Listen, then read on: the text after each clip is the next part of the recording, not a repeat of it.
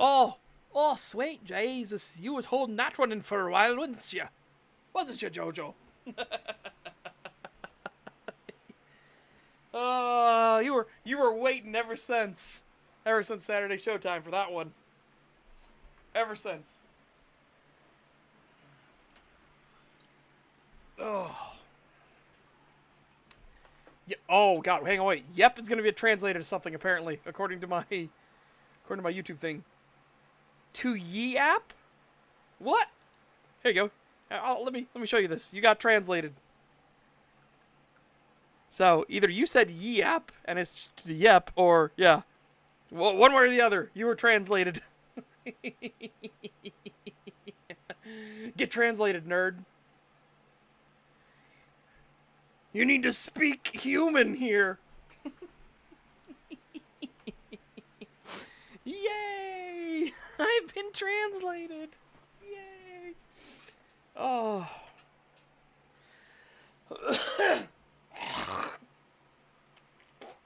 I'm doing a lot better health wise, but I'm taking a lot more magnesium, getting a lot more vitamin D. So I'm getting the D. Yeah. So yeah. I still have this horrible, horrible cough, but the rash has gone down. I only have a little bit of it left right here. It's almost entirely gone on my left hand. Maybe there's a tiny bit left. This one it's healing here. This one I scratched it the first night like a couple weeks ago. Yeah. So, and heading back out for walks again. The reason I'm sucking down a lot more magnesium is because my legs lock up again. I made it the first day, no lock up. Second day, my left leg locked up halfway through. Oh my god. Oh, oh. So we're about to see what's gonna happen today because I'm taking more magnesium and we're gonna take that protein shake before I go out and walk again. I know people are like, "What? Walking is that painful to you?" Well, when you have a magnesium deficiency, what you don't realize is when you're walking, your body is constantly balancing itself, right? Inside of a house or something that's level, that's fine. It doesn't have to do much work. But on the outside, little like angles of the foot and everything like that, it takes magnesium in your body to get muscles to unfire themselves rapidly, I should say. So, yeah. It's been very painful. Very painful. And when my leg locks up, you see all the musculature. So it's like as if I was on a bodybuilding thing. My left leg just looked like pure muscle and all squeezed in and like cramped. It was horrible. Horrible. And then of course it rained on me. But I actually didn't mind that. I was like, "Oh, that's actually quite pleasing." So I came back in and I was like, "Woo, free shower." The timing couldn't have been better. I was on the last stretch too. I was coming in. I was on the home stretch when the rain came.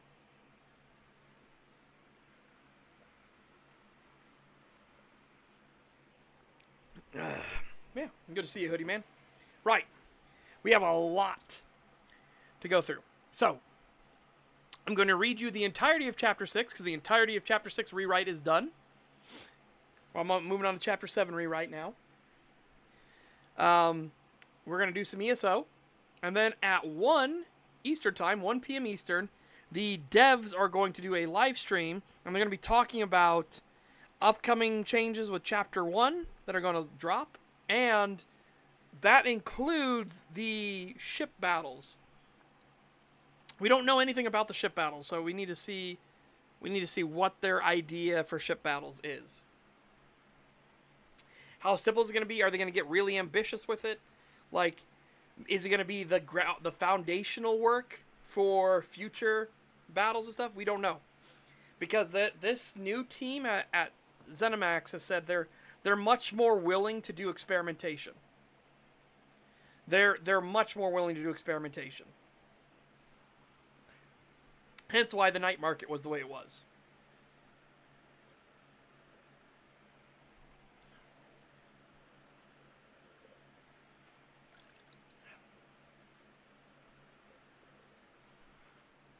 So we'll have to see how ship battles work.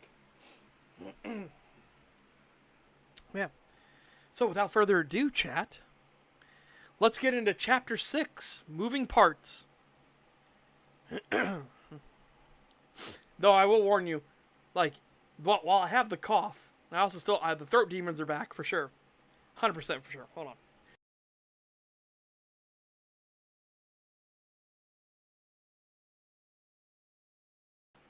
That's why I have the biohazard cup over here. Gross. Alright. The White Wolf's howl brought a few others of their kind to the visitor center, where Sarah immediately put them to work alongside Michael, the latter of which was currently attempting to load the Smiler's body, along with the False Sulphur's own, in the trailer attached to an ATV. Jack himself was doing his best to be helpful, but this was only partially to appease the contract, and mostly to keep from getting on Sarah's bad side. He had come to the conclusion, by all accounts the correct one, that Sarah was the arbiter of his continued existence at the moment.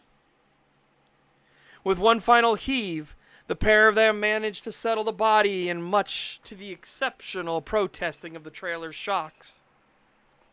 Michael had realized it when Sarah had ordered the other two Wolverine not to assist him, and had to begrudgingly accept it.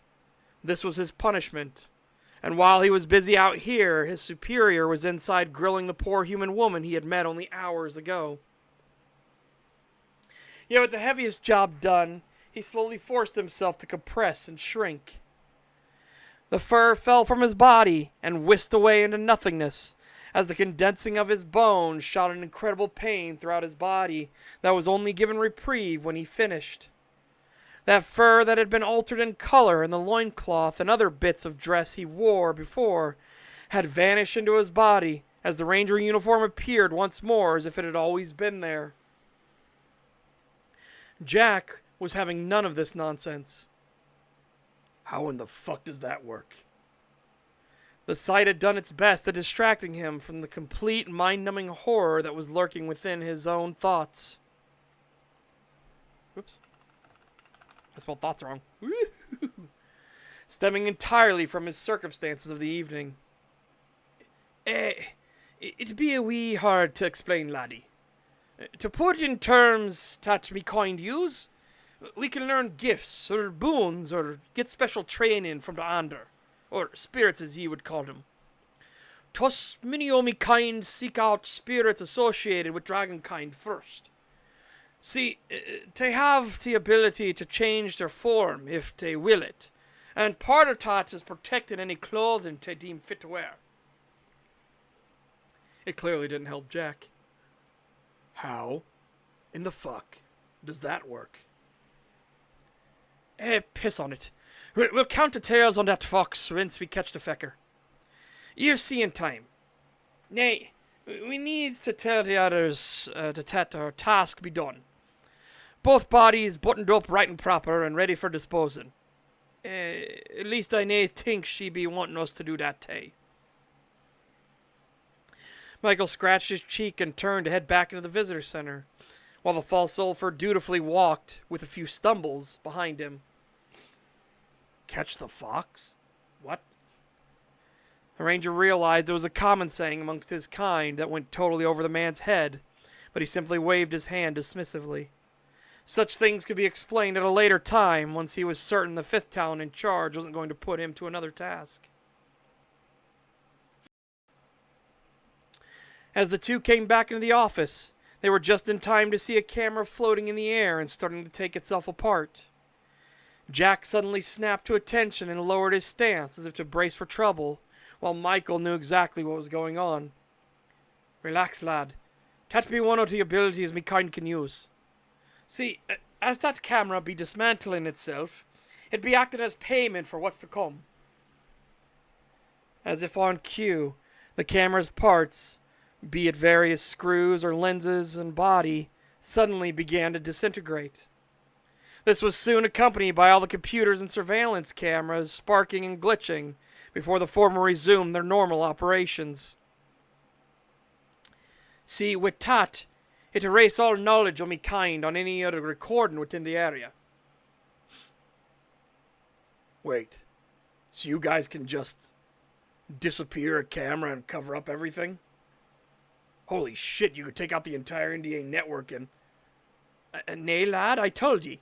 Within the area. This gift was great back afore that damnable interconnected network went live.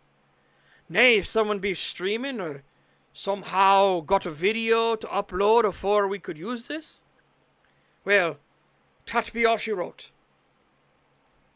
The camera that had been floating was no more. Not even a memory of what was, as its mass had evaporated into the other side of the mirror. This is when it would rejoin the cycle, be reconstituted on that side, and slowly fed back into the mundane world they walked in now. The mundane influenced the spiritual, and the spiritual influenced the mundane. Such was the cycle, and how the world worked since the beginning of this very universe. To those that could touch or walk the divine, it was a truly awe-inspiring experience. Mikey, Sarah says she wants to talk with you. Another one of his kind, in clothes best described as a simple weekend backpacker of exceptional height and build, spoke up. I figured as much, Danny. Does she seem, Michael leaned in a bit and couldn't help but clasp his hands together as he sheepishly asked, before Danny simply exhaled while opening his eyes wide. Well, let me put it this way. You're absolutely going to face the Damari. And the Einwalder. And the Rogenwalder. I would also expect to face the Mots if I were you. Danny simply stepped up and clapped him on the shoulder before moving to head back towards the fire exit. I take it you both are done? Oh, we be done. The massive man simply nodded his head and headed outside to get back on the ATV and drive away. The most damning evidence. It allowed time for the ranger to simply take a few breaths and attempt to steel his resolve. A needed step, given he was in for a long day and would need to be the one at the center of the cover-up. Inside the break room, turned impromptu interrogation. One second.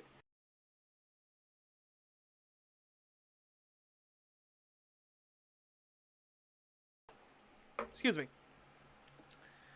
Inside the break room, turned impromptu interrogation, Jennifer sat on the couch and did her best to keep her composure from the series of questions she had been asked.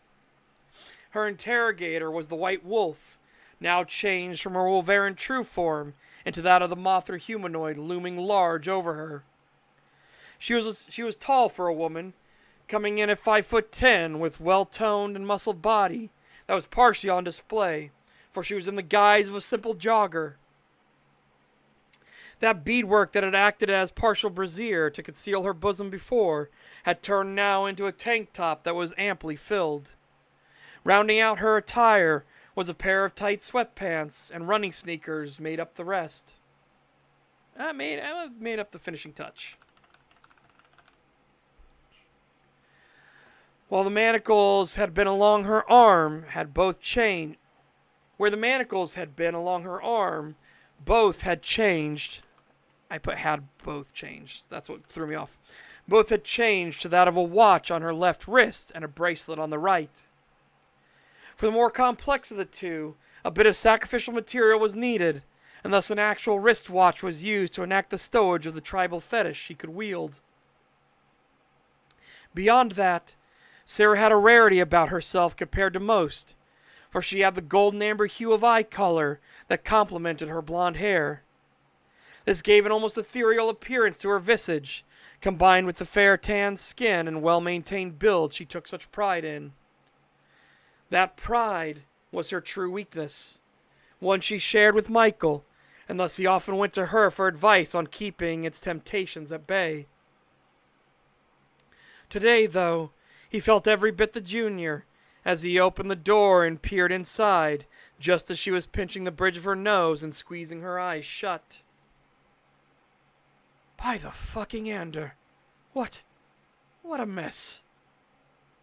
Her voice was soft as she spoke not in conversation but to herself, while Jennifer looked from her over to the ranger and offered an awkward smile. It was only after Sarah ceased her exasperations, as she turned to acknowledge the man opening the door and marched over to him, ushering both he and the false Ulfer into the room. Mikey, she's a fucking freak. The ranger couldn't help but stifle a laugh and covered his face, as Sarah placed her hands on her hips and glared at him. Jack himself chose the wisest of all options, and simply shut his mouth and tried to get as small as possible in the corner. When that glare was threatening to truly burrow through him, the ranger waved his hands and coughed a bit. Nay, Fifth Talon, just please keep your voice down. She be willing to listen, and clearly helped us out, you must admit that much, aye? This made the woman grumble, for folding her arms under her chest and tilting her head. You could put my rank in all you like. Doesn't change anything, Third Talon Michael Wolf. His full rank and name struck him far harder than he expected, and he couldn't help but cast his eyes down like a yearling pup being scolded by the older wolves. Why in the hells did you not just kill her before? It was the obvious question for an outsider to the full details, and thus he looked up and scratched the back of his head.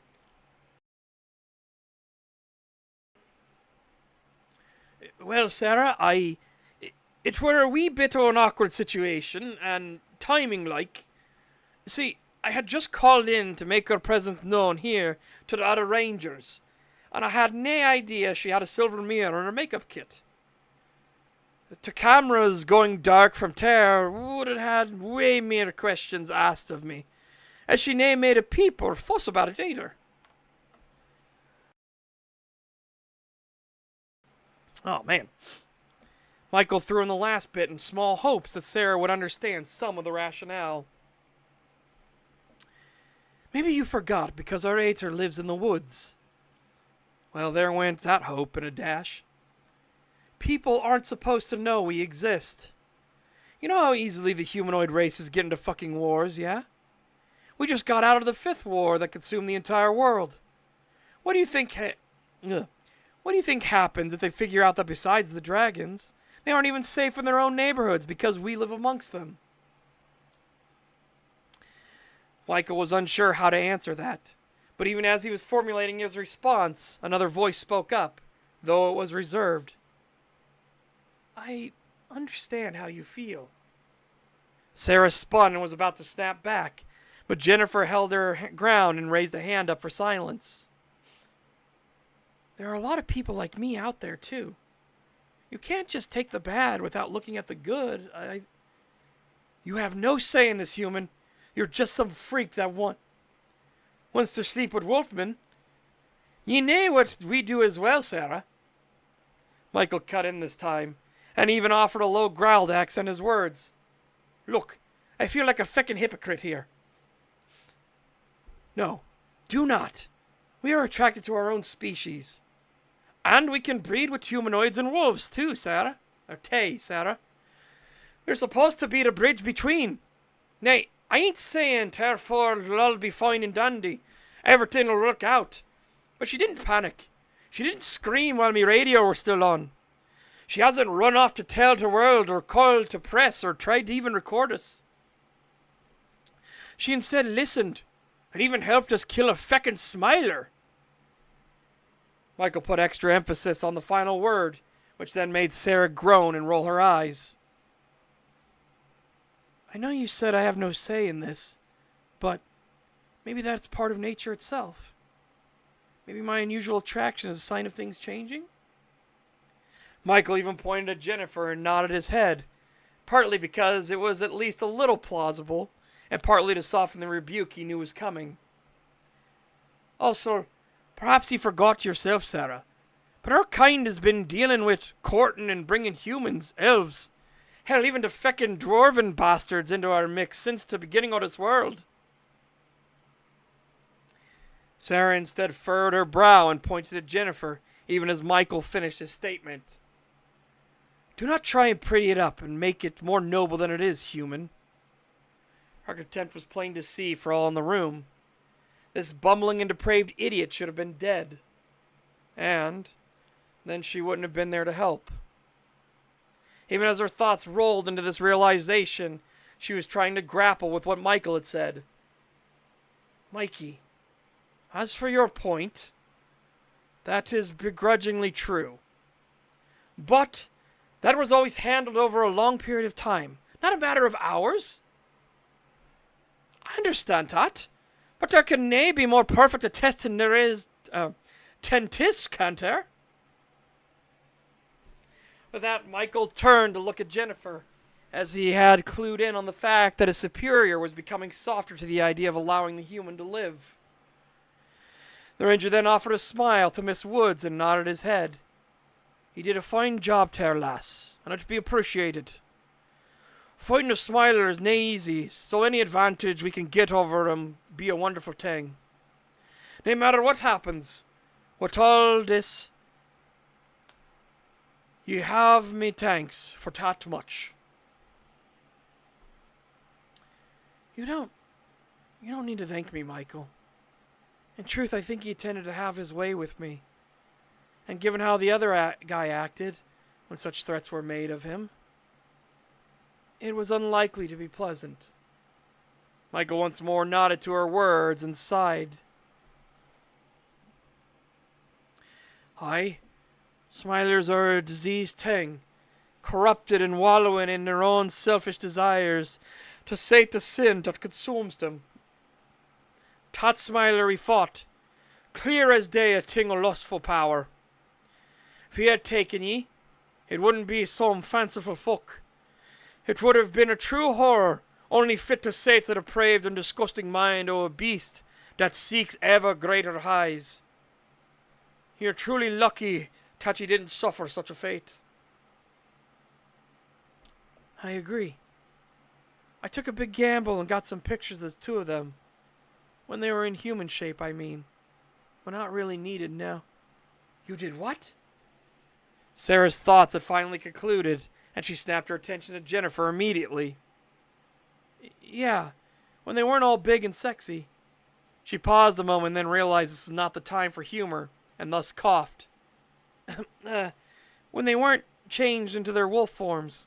I got pictures of them so they could be ID'd for later, but that isn't really... No, that actually helps a lot still. We had to wipe everything that may have had evidence to the contrary of what we want. So having photos just of them just as humans, we could look into their identities, figure out where the smiler may have made his den or who they contacted and worked with. Smilers can't really think beyond instant gratification. So this one doing a robbery is unusual, to say the least. Also, I'll get rid of the bot. Hold on. Oh, go fuck thyself. Alright, bot's gone.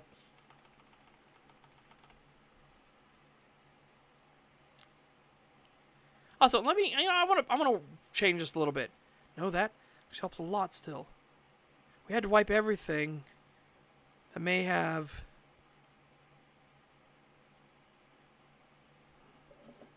may have survived the storage racks being doused.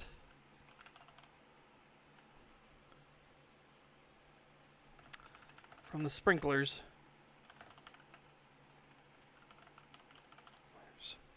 Yeah, there we go. Makes it more clear that, again, they were specifically targeting the data storage for the security cameras here at the visitor center. And anything that might be on the computers. In case, there's a backup anywhere. Alright.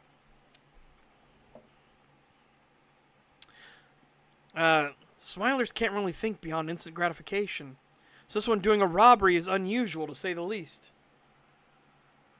Nay, what about them envy bastards? They're infamous for convoluted plans to sate. Yes, but this was a lust smiler, clearly. What possible reason would a lust smiler commit a robbery? The proposed reward must have been extreme to drive them away from their desires. We can give these images to the Speya, and they can look into it. Sprinklers and the gift of the erased record dealt with any data here completely. Wait. Sarah looked at Jennifer intently. You only had pictures of them and their human guys, right? Jennifer nodded her head and opened her phone, powering it back on and accessing the picture she had taken before showing it to the tall woman. This made Sarah stamp her foot in excitement as she snatched the phone and looked at the pictures. Oh, this is perfect. The gift of the erased record wouldn't purge these, and the water damage did the rest of the work for us. Sarah scrolled through a few more pictures, seeing the different angles of the two before suddenly coming to a decidedly different one that caused her to blush.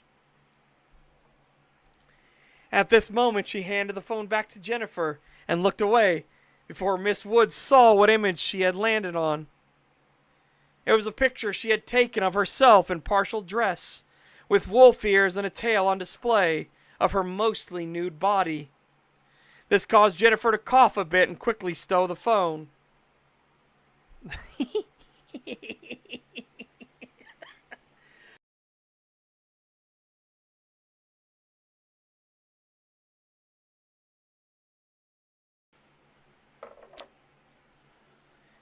Yeah, Jennifer ain't living this one down. And remember who Sarah is. Remember what caste Sarah is.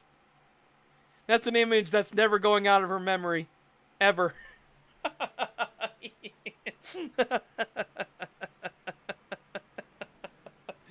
Oh. That's gonna be a memory that's there for a while. What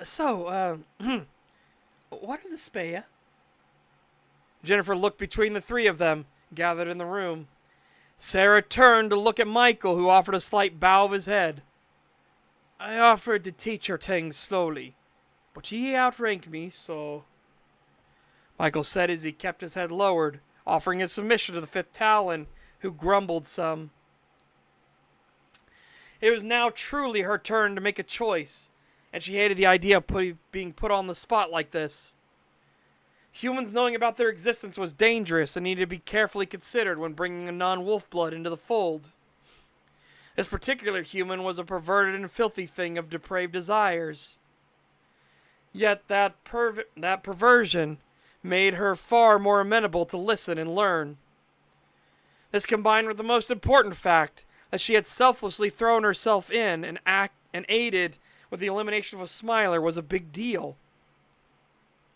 Such a feat would have earned her much praise amongst the Aeder, and was even known to grant special reward from the Einvalder himself. Go ahead.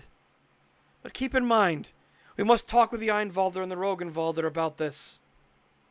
Like it or not, Sarah had to admit this bumbling idiot was a useful asset for now. She was worried about the eagerness the woman clearly displayed, when they would simply need to count the tails on the fox when they caught it. Yet surprisingly, it was Jennifer that suddenly jumped up from her seated position with eyes open wide. Wait, before that, I nearly forgot they were here to steal something in particular, and they got it. Jennifer looked between the three of them and offered a bow of her head as she marched out of the break room, with the others following her out. I had forgotten for a bit because of the stress, but they took a folder and were very keenly... Oh, there it is. There in the lobby, with the slowly draining water from the deluge of sprinkler discharge, was the folder. It floated languidly on the surface, and was clearly thoroughly soaked through. Thus Jennifer simply sighed as she carefully lifted it from the water and offered it out to the ranger and the supposed hiker.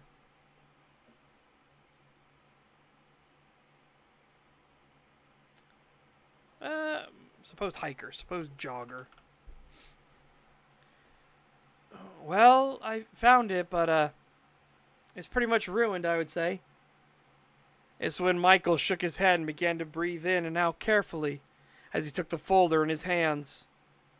The material was starting to break down from the water, but soon enough of warmth radiated out from his touch, and near instantly the folder and its contents were dry. "Nae problem, lass. I could stop to damage. And, let us see what they were after."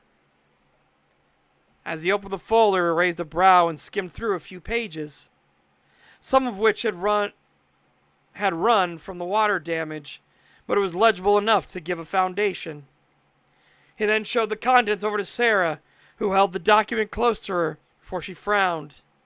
And this was not one born of dread, but of frustration. This is what they were after? Why? All right. That's part 1 of 3 of chapter 6. So give me a second.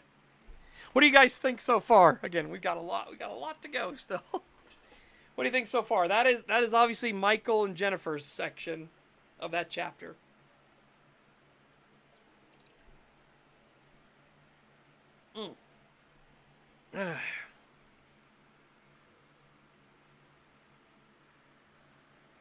Oh my god.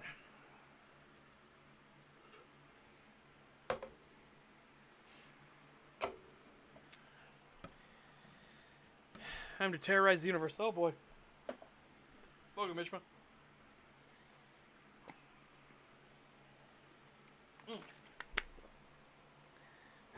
Oh my god. Anyone else? No thoughts, head empty? Ugh.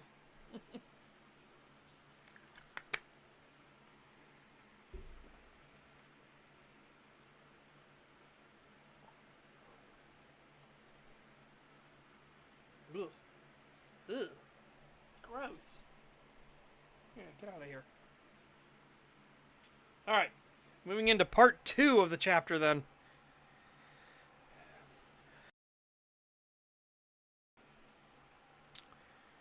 Far from the chaos that was the visitor center, or the bloodbath of the black site, came a gathering of those who did not yet know their import in both those events. Under the guise of a seemingly mundane, if vulgar business, they plied their livelihood and furthered their goals. Deep in the heart of the city of La Pradia, a port of incredible contradiction, stood a film studio whose products were far from the ordinary. Emblazoned across the side of the main building sat the logo of Smiling Wolf Studios. The titular wolf stood with its side in contrasted black against the backdrop of a white full moon with a smile on its face. A house of desires put to screen and across the interconnected network of Rosentia's web, made infamous for its content. A lesson hard learned and zealously guarded amongst the upper echelon within, lending a motto by which they lived: appearances are only that. In a conference room cradled at the apex of the building, with 2 men standing guard at the doors, a gathering of leadership was taking place. An elongated table stretching back towards a wall of finely curated plants and water features bore the weight of 5 people who were in various states of dwindling patience.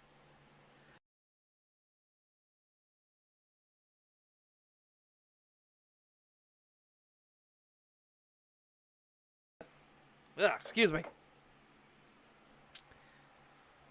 Jonathan calls this meeting and doesn't show up on time. Should we send someone to check on him? The voice was soft and belonged to a man that looked to be in his younger years. His body was lean and did not fill out the clothing he wore, nor did his appearance offer any great boon or insight into his manner. His actions, though, as his gaze turned to look at a woman currently resting her head on her folded arms, suggested he was indignant of her lack of decorum. By the way, that's Lester. And as we know with Lester, again, at the moment it doesn't give away anything. When we see Lester again, you kind of peg who Lester is. He's deadly serious when need arises, but obviously in Grey Wolf, when you are reintroduced to him at the very start of it, and he has the shirt "Letting My Inner Wolf Out," is yeah, it's pretty obvious that he's the cringe lord, mastery of all that is cringe.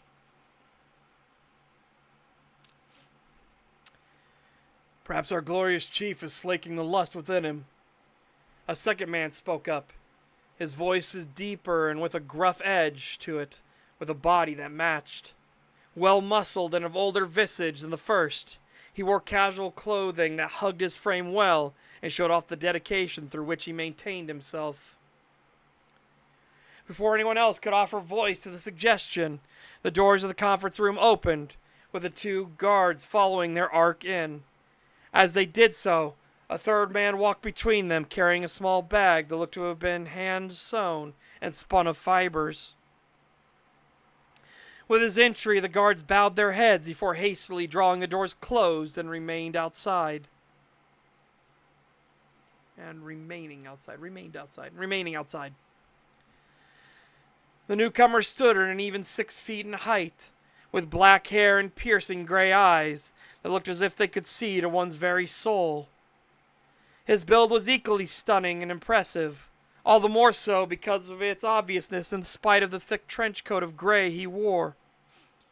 Beneath that coat was a suit that wouldn't look out of place at the grandest halls of corporations across the world of Saren. He started to move around one side of the table, for his eyes caught sight of something and changed direction. As he walked with some haste, he paused for a moment behind the woman resting and listened for a time as she let out the soft snoring of her sleep. In a flash, the back of his hand smacked against that of her head and knocked her outright of her pleasant nap, with a startled gasp while he continued walking. "Ah, fuck! Spirits, I'm awake!" The room attempted to stifle their laughter, with some carrying with more dignity than others, as the woman recovered and ran a hand through her light brown hair, which was slightly disheveled and pulled back into a bun. This woman blinked a few times to chase away the last of her tiredness. This is when her purple eyes, a striking trait in Rosentia often hailing from immigrants of the Sahir, turned to acknowledge the man that had roused her from slumber. "Glad you could join us this morning, Tiffany. Though, I note Brian is absent." The man's voice was smooth and rich thing, easily able to captivate any that would hear it. As she listened to his words, Tiffany began to stretch her arms out, which highlighted the tight top she was wearing that barely contained her ample chest. Thank you, Jonathan. We were up very late last night, and I asked him to check on the little ones.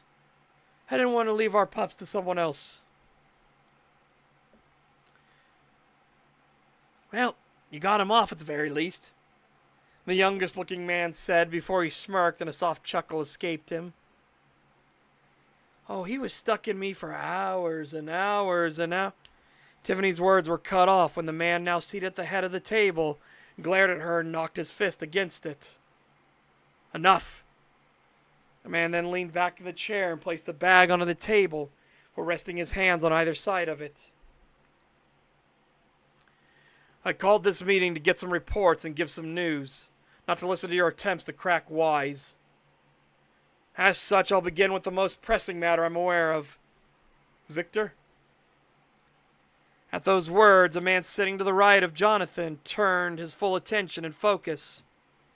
He bore a tan trench coat and fairly fine clothing beneath it, and these clothes contrasted in a far starker manner.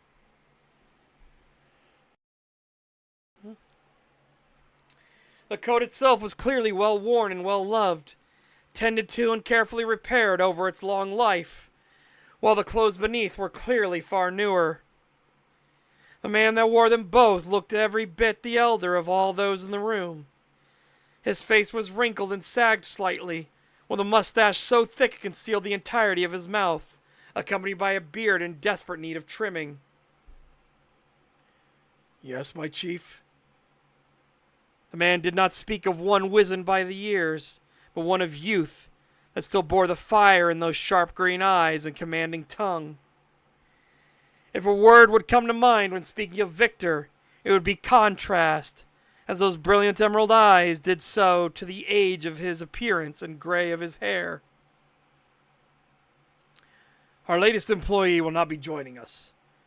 The ender have gossiped and let slip that the forest folk have taken his head and the life of his pet Falsulfur. At those words, the old man's countenance became decidedly darker and more hostile. Fucking pricks. We go through all the trouble to lure these traitorous fucks into our trap, so we, not some jumped-up holier-than-thou wolf, can offer them to our greater.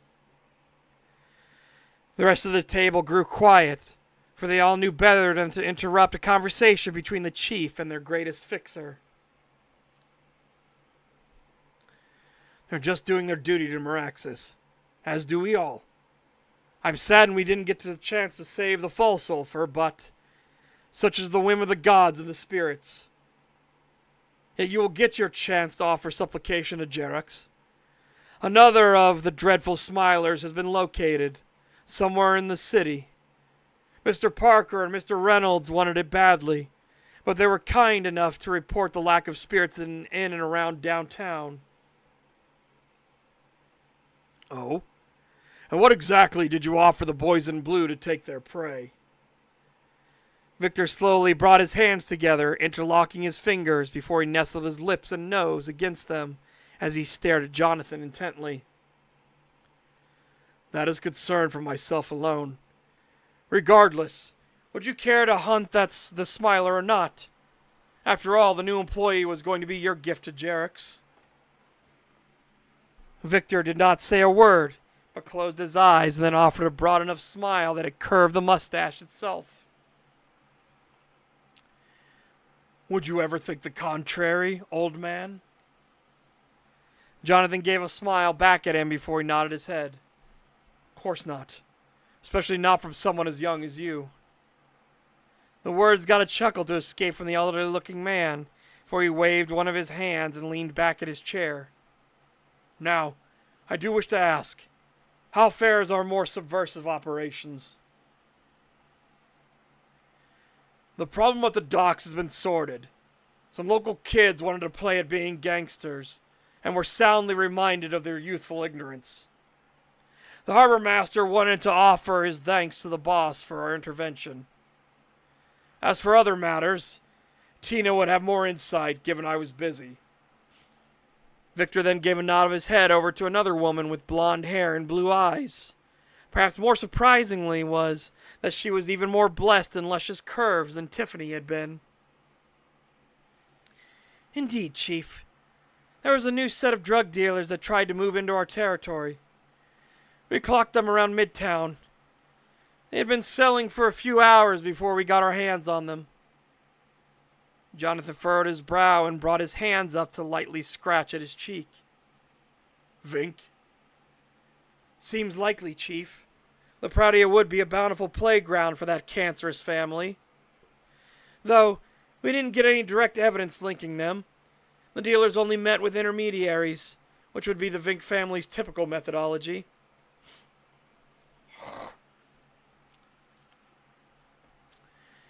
They do have a bad habit of coveting our city. If you haven't already disposed of the dealers, I'll leave the details to yourself. Does that end your report? Tina gave a nod of her head and settled back into her chair, while Jonathan tapped his fingers on the table. Is there anything else to report to me? We've nearly finished our work at the hotel. The young man spoke up once again, with the others nodding their heads in agreement. The last few cameras are being hooked up and tested. All plumbing and electrical has been given the green light, including the generators. Excellent news, to be sure, though I must give voice to my misgivings. Perhaps I am being paranoid in my older years, but I want to give us some extra insurance. Therefore, we will be meeting with the Aether out in the forest. This then got everyone to groan before David, the more well-muscled and slightly mischievous man, spoke up. Do we have to? Meeting with those uptight prick quiet. We may be among the embracers, but that doesn't mean we should throw away our disciplined brothers and sisters. I'll be using our standing as one of the most effective tribes fighting for the souls of our people, to try and build a bridge between our factions. I also don't want them stumbling on the hotel without warning and causing an incident. All of you need to remember that we are on the same side in this conflict. Understood? There were still some groans, but all the people gave a nod of their head in agreement. Good. Now I come with more news. Jonathan slowly opened the hemp bag, settled on the table, and withdrew something far larger than should have been capable of fitting. The surprise went around the table quickly, before the youngest man amongst them spoke up at the sight. Damn, Jonathan. Are you sure that your sin is lust and not pride? Showing off your latest kill to us all? Sitting before all those gathered was now the head of a woman, yet her smudged lipstick-adorned lips were drawn back in an unnatural smile, as if pulled back by hooks, all while the eyes and surrounding muscles seemed completely placid. Mind your tone, Lester. I'm pleased to present Stephanie Goodall, the infamous Black Widow. This damnable bitch had been eluding our hunts for a long time, but at last I managed to corner her over in the Seascape district. As expected of our little lustful whore, she was prowling the cheaper housing areas. With this tribute, I will have Jarex offer an introduction for us to the forest folks' greater spirit, and let them know we're coming. To accomplish everything I would like to in the quickest manner possible, I want Tiffany, Brian, and Lester to head to the work site and ensure things are running smoothly. I'll talk with the lower council about work around the studio. Meanwhile, David, Tina, and myself will meet with the forest tribe. Victor, you're on Smiler duty, and I wish you good hunting. Everyone gave a curt nod and a verbal acknowledgement, while Jonathan looked at each and every one of them intently. Deep down within himself, he had to confess his other reasons for trying to rebuild the divide. For a long-held fear of his reared its ugly head once more.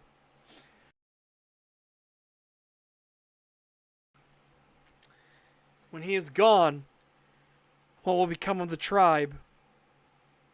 Has he been foolishly giving them poison that would corrupt their soul? Would they stay on the path he has laid for them when he is no longer there to lead? Such were the doubts and worries that plagued his mind. Smiling Wolf Studios had been the most successful facade of his tribe. Instead of doing tribe here again, let's do Aether, to emphasize what it is. Facade of his Aether from the beginning. It allowed those that shared the sin of lust like himself to indulge and allow themselves to relax. Embracer tribes did have the best morale of the Wolverine, but they were the most easily tempted to become smilers, while the disciplined had the opposite issue.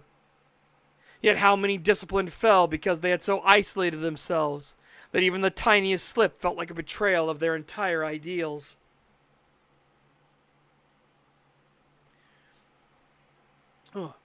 He could drive himself crazy with such thoughts, unless he cast it aside to the back of his mind and deep within the halls of his mental library.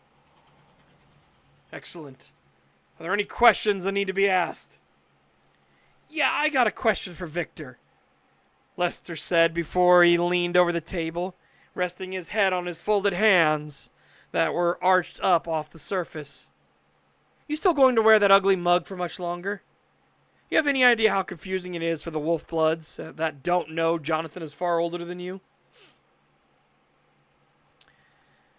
Well, Les, people underestimate me because of my appearance. After all, appearances are only that. Jonathan can afford to look as youthful as the old Grey Muzzle is, because he has the raw strength and ability to beat down any challenge.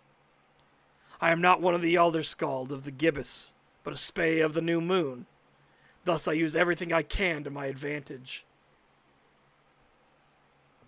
You know, I really do want to see you fight once more, Chief. It has been far too long, and watching such a sight was incredible.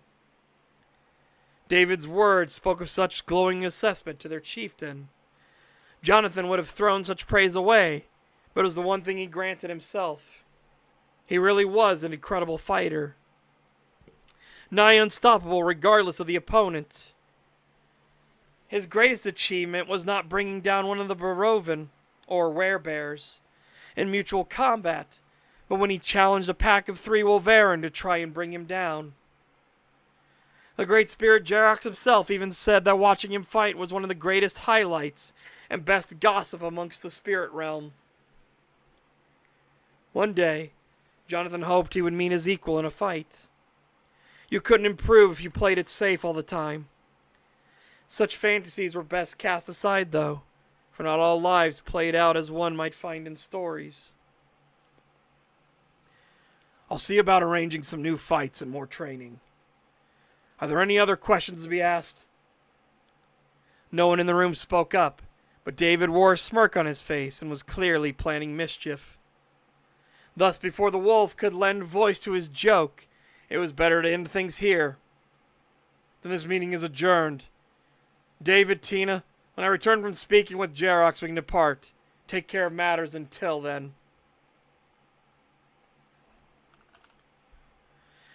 Not wanting to allow for more statements and potential jests, he stood quickly and lifted up the head off the table.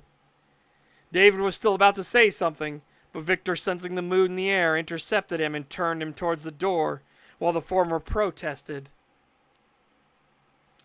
It wasn't that he didn't wish to spend time in good company and in high spirits, but there was much work that needed to be done, and the dangers of the world would not simply wait for them. One such danger he held firmly cradled in his hands as he went to leave, not through the guarded doors, but back into a storage room with no other exit. His exit was to something decidedly more esoteric, for he had the need to greet the greater spirit to which his tribe served.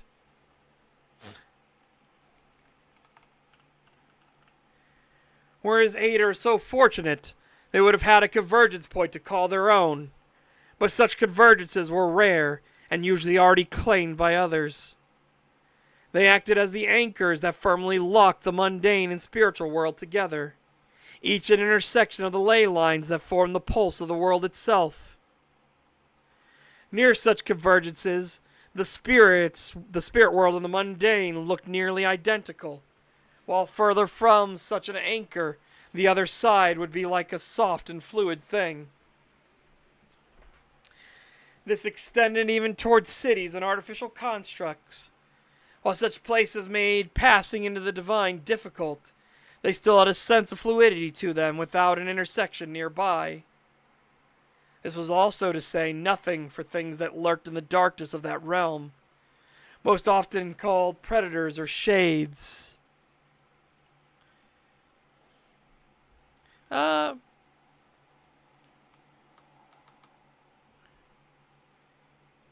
want to change this a bit. What was one called predators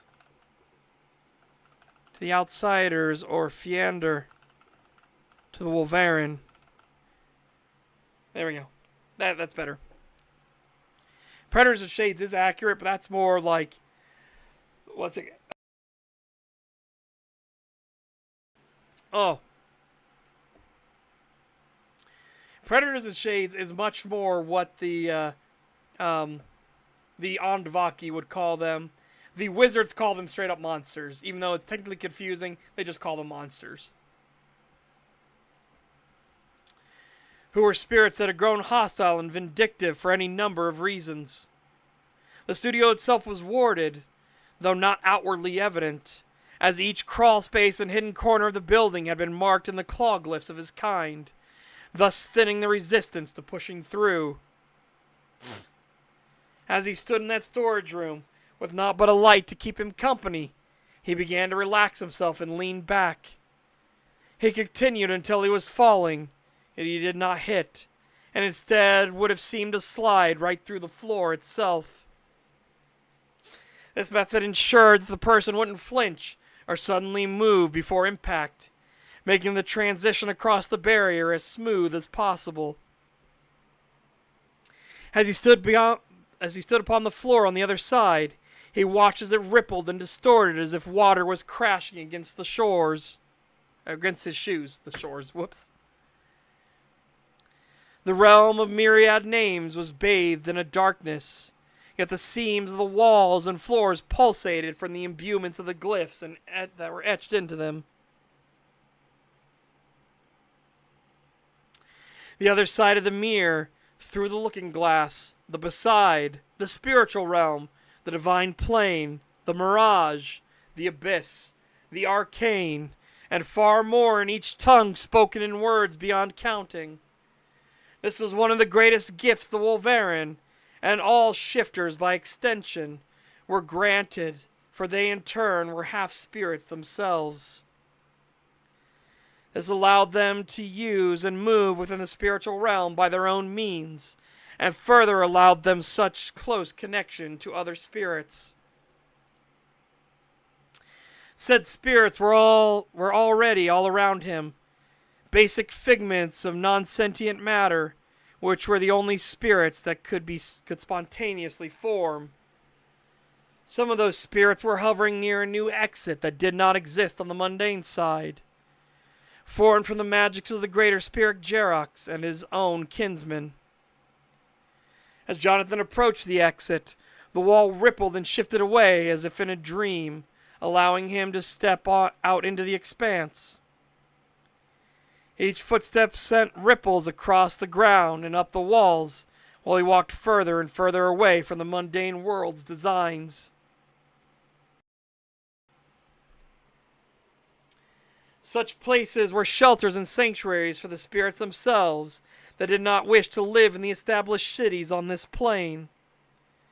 To be amongst such places like the City in the Mists, or the lost city of the Salt Sea, was to be subject to the rules and whims of those that held power there. Sometimes it was better for the spirits to find their way to a new haven and serve masters aligned towards their sensibilities, if not forge a haven for themselves. The latter spirits would become masters of their own and gather other spirits to their cause.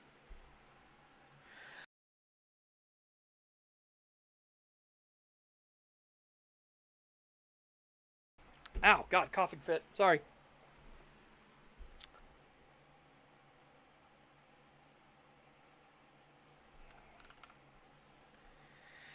This was the status of Jerox, visible far more as Jonathan came into the antechamber, where hundreds of spirits in all shapes and sizes were waiting. A pair of wolves gave a howl of greeting, while the few that were plants swayed, and those that could bowed before the Wolverine's approach. They were all tangible spirits that had come to seek shelter and allegiance to the master of this sanctuary. Onwards he moved, giving a curt nod of his head to the spirits that had offered their respects to him. Already he could hear the gossip beginning about the prize that was nestled in the man's hands, and offerings of thanks to Meraxis for his guardians. At the end of the antechamber there stood a tall being, a lizardman that wore garb of ceremonial import and offered a sharp clap of his tail on the ground. "Ah, a pleasure to see you once more, Jonathan. I see you come with a gift for Master Jerox." His voice, with a soft and slurred hiss of speech, understood only through the connection the Wolverine shared to the plains. "Indeed I do, Lexithus. With more in the future, I am certain." Lizardman gave a curt nod of his head and turned before he ran a hand along the vague mirage of a wall that began to split in twain. "I am sure Jerox looks forward to it, as do we all. Our place within the divine courts has been on the rise through your efforts, Chieftain." You know what? Instead of Chieftain here, I'm going to do Einvalder. "Through your efforts, Einvalder, we all wish for your success in finding a proper home for Jerox." "If the gods will it so. I will not take from another unless my hand is forced." Lizardman did not respond, but instead got down on one knee as the seam opened wider and allowed entry into the innermost sanctum. There, lounging across a smooth stone, sitting in the center of a pool of water, was the immense frame of a white-scaled dragon. Around the water were various well-maintained and curated flora, currently being tended to by a few of the great beast's forces, who were spirits of enough strength to act as commanders. Each and every one he knew by name, and they in turn knew of Jonathan as well. The dragon that lay at the center was currently busy chewing on something, the cracking sounds radiating all throughout the sanctuary as he turned his eyes to focus on him. Those eyes that flickered like flame, as all awakened dragons did, while the pearlescence of his scales shimmered in the light of the divine realm.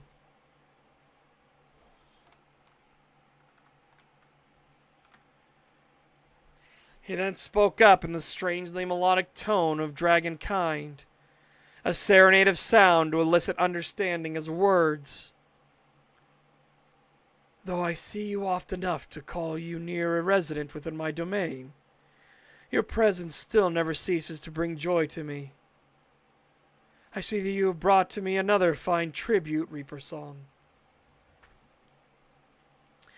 Jarek spoke of his earned name, thus offering due respect and honor to him, while even offering a slight bow of his head. This brought Jonathan to take a knee and bow his own head in supplication. You honor me, Jerax. I thank you for your kind appraisals. May I prepare the head for you? The dragon gave a nod of... I'm going to say give a nod of his own. I said his head here. Gave a nod of his own and waved one of his massive hands, which dismissed the Wolverine to the task offered. This task was gladly accepted as Jonathan stood back up and moved over towards a pool of water that looked to almost glow blue in its opulence. Ugh. He then knelt down and slowly started to lower the Smiler's head into the water, which began to bubble and boil as it further sealed the soul into it permanently. This was the last step before the treacherous soul would be eviscerated by the greater spirit. Said patriarch then began to speak up as Jonathan tended to his duty. Tell me, Wolf, what seems to be troubling you? Jonathan nodded his head before he stood and looked into the dragon's eyes. I am concerned. I know my methodology has never been orthodox by any means, but I find myself lingering on my fears as of late. And what fears hold sway over your thoughts, progeny of Sidoris? I fear what will come when my time on the mundane is done. Have I been a detriment to my tribe? Or will they be strong and stand firm without me? Can I bridge the gap between the divide of our people? I know they will not approve of the hotel, nor the show idea that will be running there. The schism is not something that can be bridged in a single evening. It exists amongst the myriad worlds and within the divine courts. Sentiments are moving towards understanding, but the shifting hells are ever present, unless the topic is taken with exceptional weight whenever it arises. Those of us that understand accepting one's faults is not a refusal to improve upon ourselves stand with you. Though I am sure you can understand their fears, as does Jodoxus and Dagrix. At the mention of the two names, Jonathan perked up and stood. I'm going to get rid of the and stood. Perked up. His eyes beaming with a wondrous curiosity, as if that of a young pup looking at the world.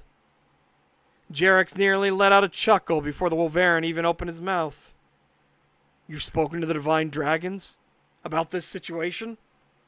Of course. It's part of courtly intrigues, after all. I've spoken with Meraxes himself about this as well.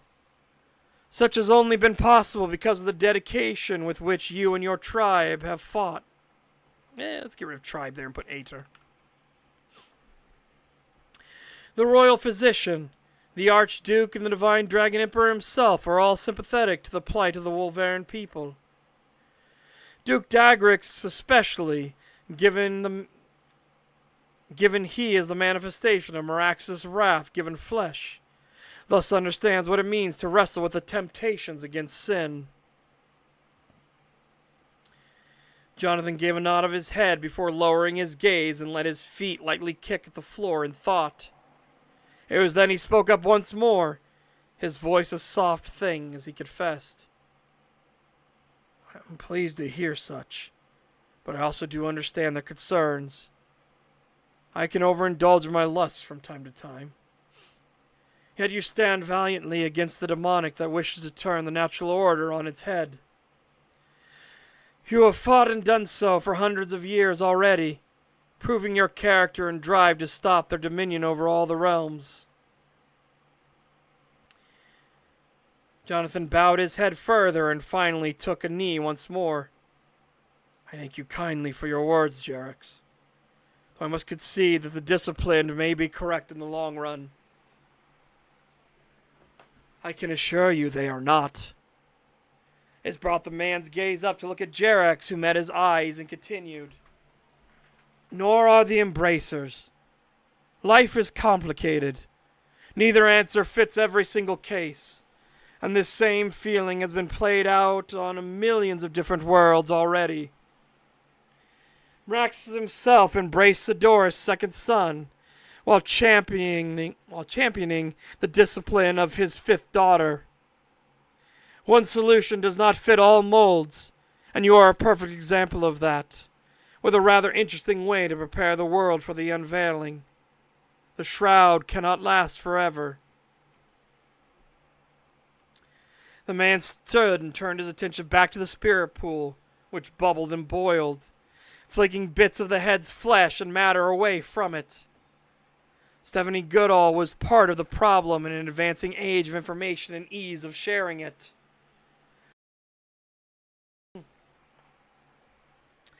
The world still bears the scar. The world still bears the scars and memories of when the dragons were discovered to be real. A world on fire, with nature barely hanging on in a conflict that churned out destruction on a scale never before thought possible. Thus we come to your plan. Rather strange one to be sure. Yet would you not agree that it bears fruit? I would not look upon your actions and deeds in such a forlorn manner, Reaper Song. For you have done much, and kept the appetites of yourself and your tribe in check well. I have been proud to have you under my tutelage and guidance. At last the head, or more accurately skull, bobbed to the surface of the pool, which settled and ceased its roiling boil. This allowed Jonathan to dip his hands into the water and lift free the abominable cranium of the smiler, no longer bearing the outward wicked grin, but stripped to naught but the naked truth beneath. The lower jaw held fast by the binding of the soul, as the man turned and walked back into the main chamber with Jerax, before kneeling and offering it up. The white dragon did not speak again, but instead brought his clawed hand down and plucked the raw bones from the kneeling Mother's hands. He inspected it diligently, and slowly opened his mouth where dozens of other skulls were in various states of being crushed between his mighty teeth. Thus did Stephanie Goodall, infamous Wolverine Smiler that was totally consumed by her lusts and wanton murder of lovers, be consumed herself. The sheer joy she felt when indulging the sin that had corrupted her would chill any sane being.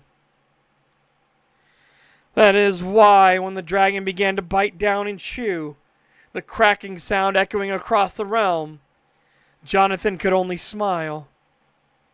Jerax, so successful in cleansing the world of the demonic and corrupted by the actions of the tribe he guided, came to be known as the Sin Eater, played that process out once more. Stephanie Goodall's soul would be forever destroyed. No chance to wander into the spirit realm or rejoin with those that bore her to existence or loved her truly. Such was the need to prevent the shifting hells from laying claim to the wickedness that darkened her and let forth something far worse onto the world. Jonathan could feel it in his very being as he watched the skull cracking from each attempted chew, that the skull was crying out in agony. He really hoped that she was suffering even a modicum of the pain and torture she so gleefully inflicted on others. It was a grim thing to admit, but these thoughts, combined with his small indulgences in his own lusts, are what kept him so unwavering in the face of the hells themselves, and eager to fight for the very souls of his people. Even with Jerox's words fresh in his thoughts, he could not help but admire the disciplined for their ability to cast indulgence aside. But doing so never felt right to Jonathan. He hoped one day he would have the answer that would satisfy himself and cast away the doubts within him. Almost there, chat. That's the end of part 2 of chapter 6. Now we're into part 3 of chapter 6, which is thankfully brief. But what do you guys think? What did you guys think of part 2, where we focus entirely on Smiling Wolf Studios, specifically Jonathan Ulfither? Though you guys don't know his last name. The readers don't know his last name yet.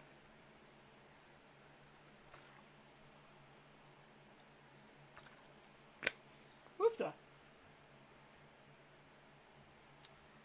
Nice. Nice, glad.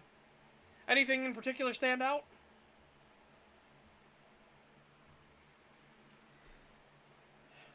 Was it all clear? Like you could understand, like kind of people's positioning. Like you didn't need to know where people sat at the table, right? Other than where Victor sat, because it's important, right-hand man, right? Yep. Also, we hope to meet his equal in combat. We call that foreshadowing. Oh yeah, but it won't be foreshadowing explored in this book. It'll be explored in House of Desires and Grey Wolf.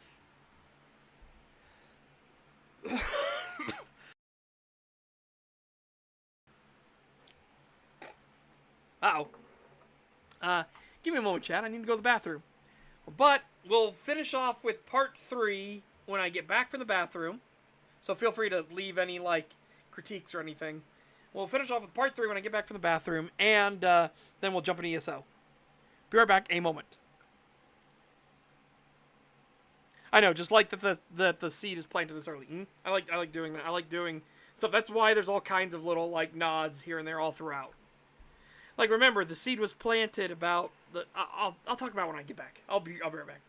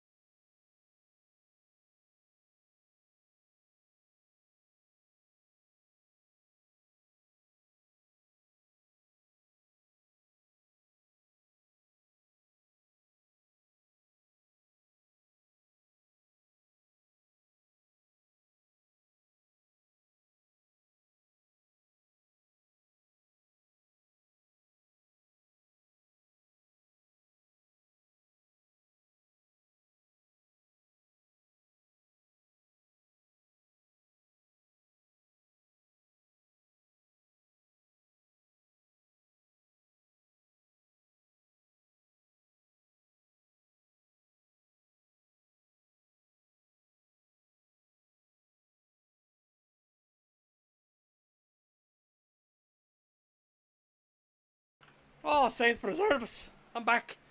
Oh, by the hand grant me strength. Okay. Right. So, again, another setup I have is the data, right?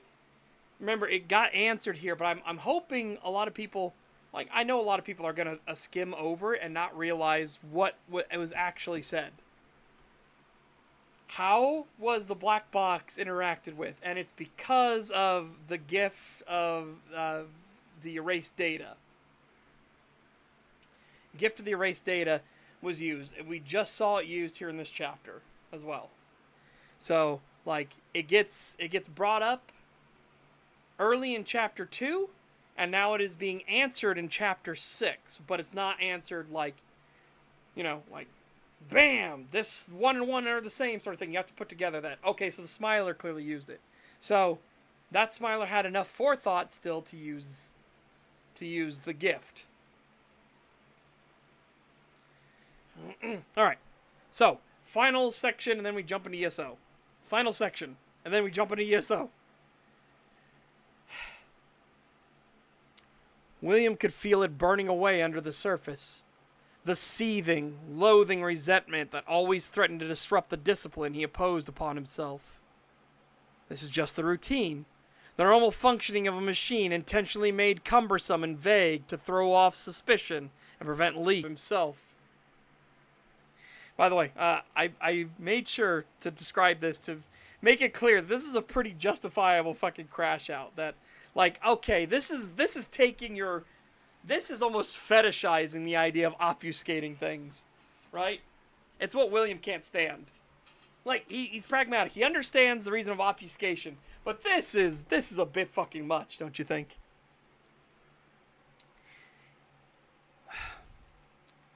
So let me start this again. He did everything he could to keep his focus out onto the wilderness he loved so much. But each and every one of these monotonous changing of work crews ate away at the carefully constructed version of himself. 2 cars would leave. 1 car would come. Time would pass. Another car would come. 1 car would leave. 2 cars would come.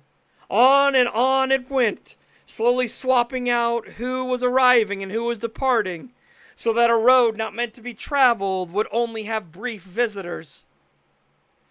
William had been selected to depart last amongst the initial cleanup crews, and thus he waited and watched the rusted gear turning to twist the position of another.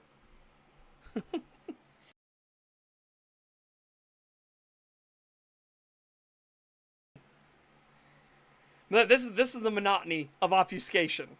They are so obsessed with, like, okay, I get this is supposed to be a road that people aren't supposed to travel on, but could you just send, like, a camper van down the road, have all the new work crew pile out of it, have all the old work crew pile into it, and drive back? 1 and done?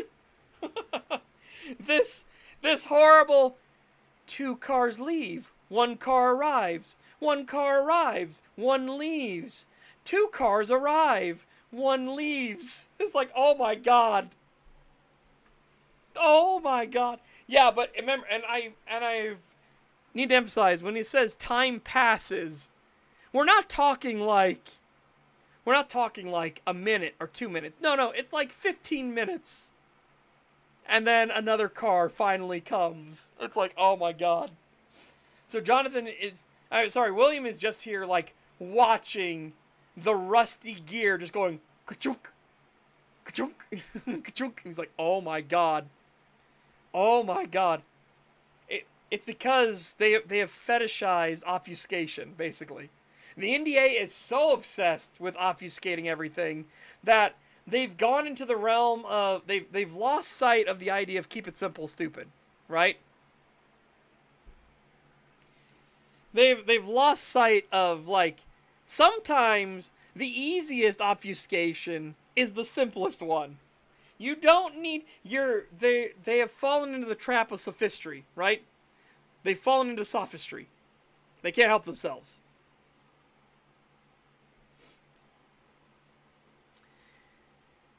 His greatest comfort, though, was not the forest this day, as it had been on every other day of the years and years of service to the NDA. Today that warmth and safety took the form of a woman he had admired and desired for long enough to be sure she was the one he did not wish to be without.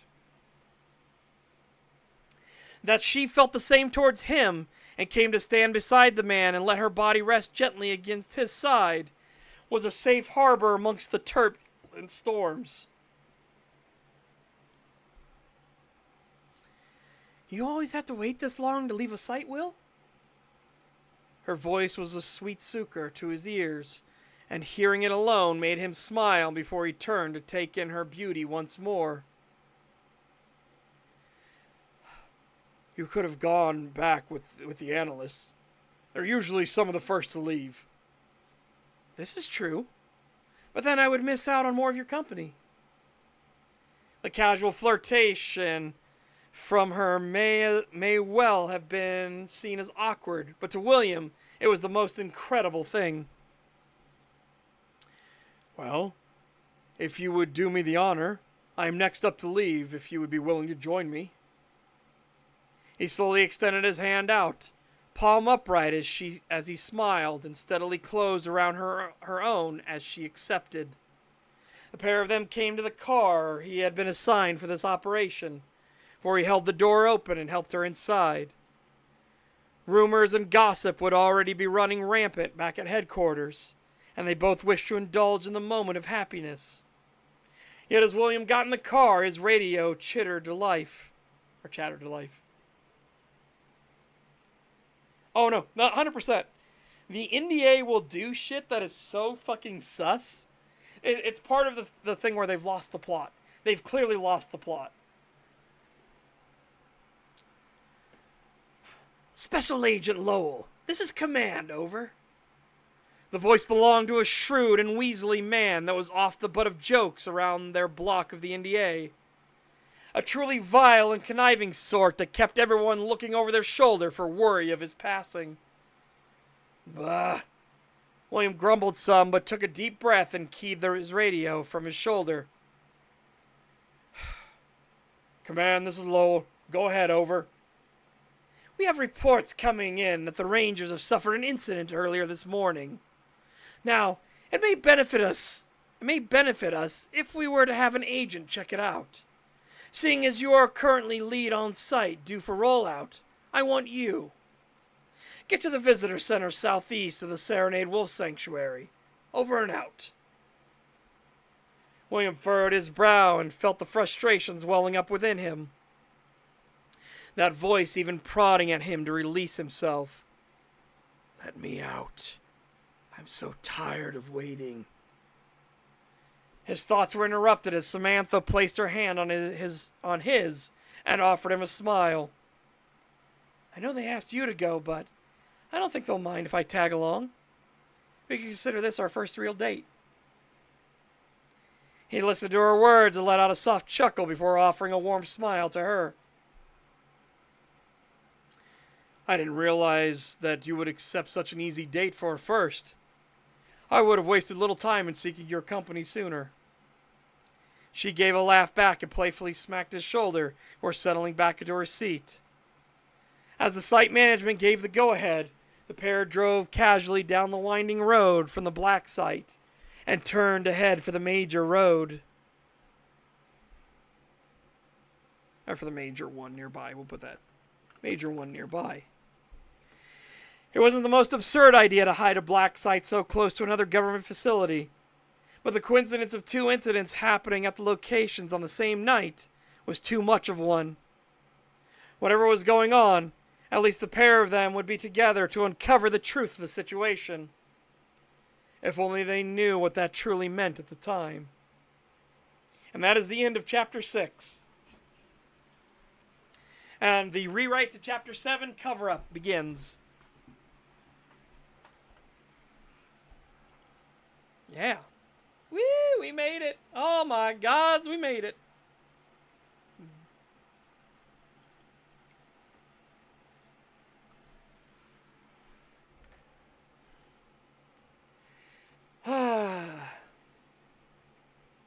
Yeah, what did you guys think of the entirety of Chapter 6?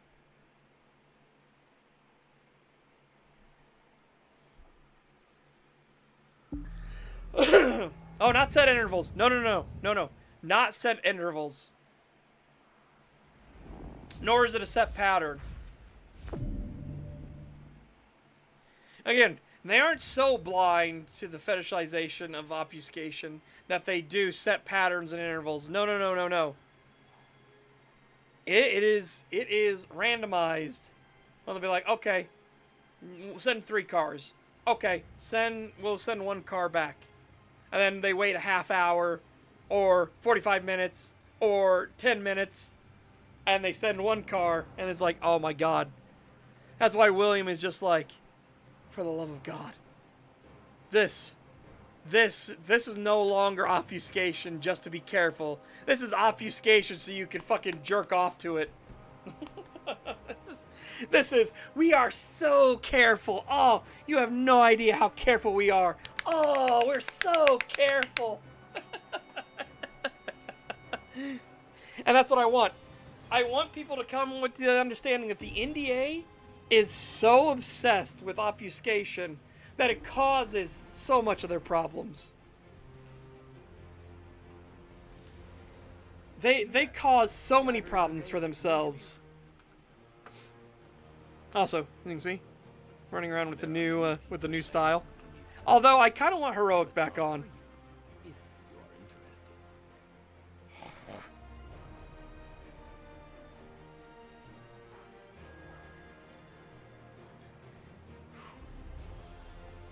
But again, it's part of the it's part of what will drive William to be like, all right, the NDA has to fucking change. Oh my god, the NDA has to change. This is fucking absurd.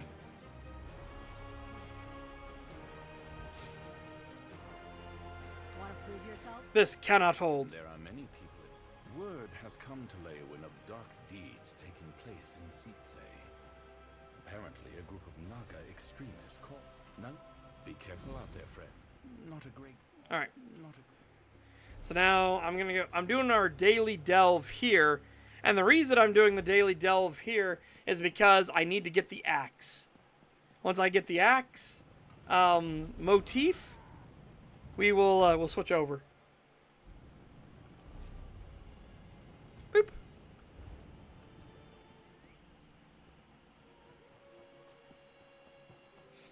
Oh my goodness.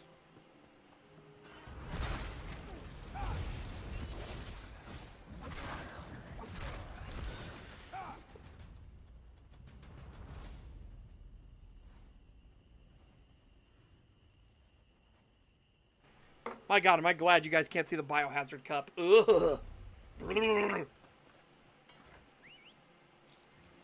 Such a thing was not meant for human eyes.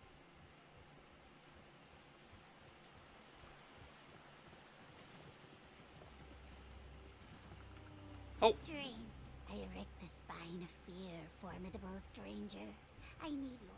I overheard as mud is my. Alright. I do not know. Might as well get both quests done while we're here.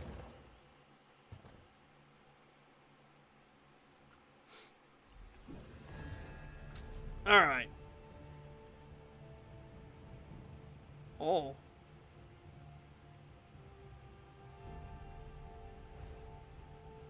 We must free my friends to disrupt the rituals. Let us make haste.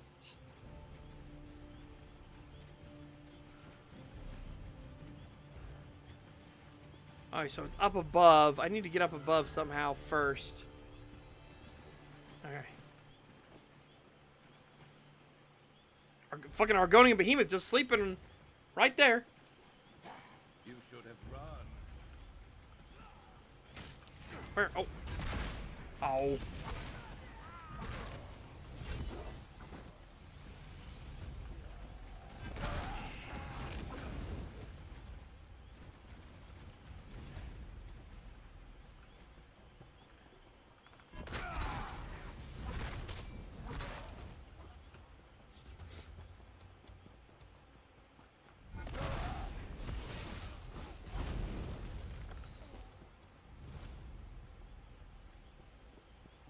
No, I triggered them first. Is that you? Get to safety, Koran. We will find the others.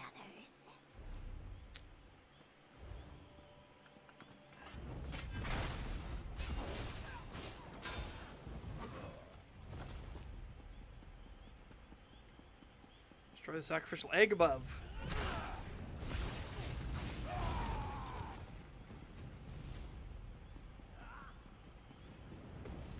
Ow! What? Oh.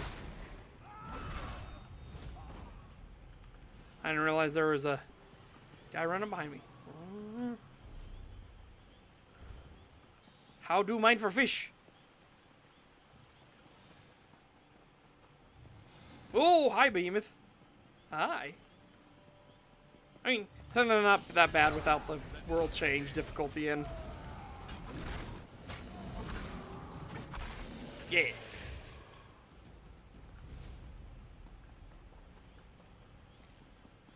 How do we get up there? I guess we're gonna have to go all the way around, right?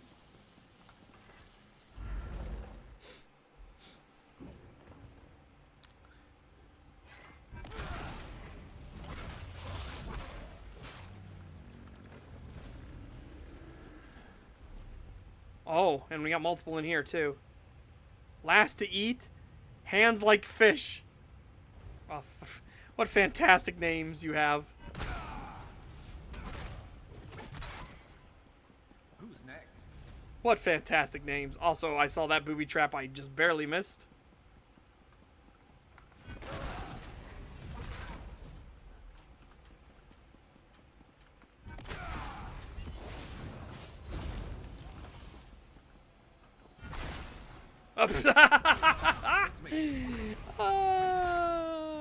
Whoops.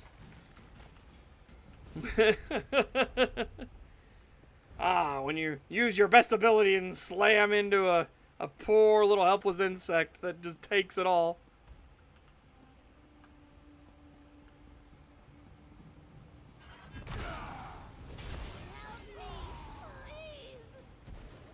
Many thanks. Be careful, Jayla. Don't worry, Raj Biko. We will.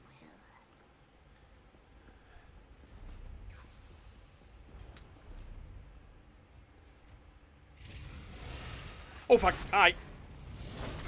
Hi. Bye bye.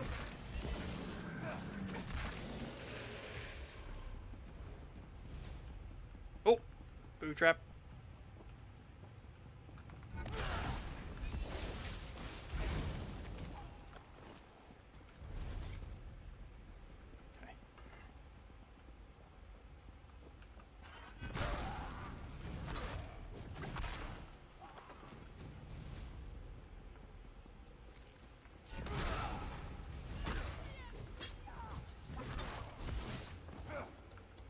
Oh, that's suspicious, yeah. Alright, so we need to go this way to find this. Oh, it's... Oh, okay, here we go. Yeah. Hiya!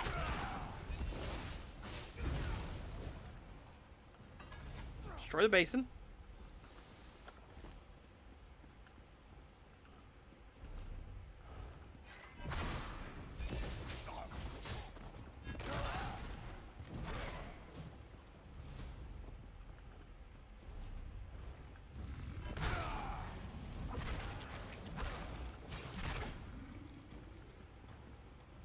Ugh. Voroplasms.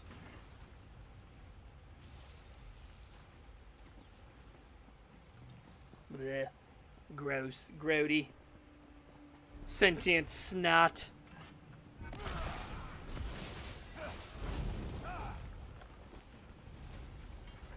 The pain! I erect the spine of gratitude to you, good. The Sultan will not have her. That is the last one. Let's speak, Bikojan.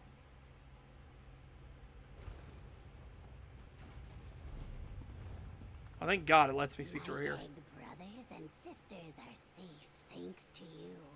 There is one task left before us. We must find from what we have. Alright. Go punch the idol in the face. Got it.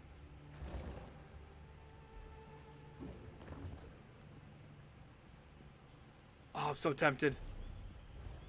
Oh, I'm so tempted. Okay, I'm tempted. I've been tempted. No, you moved.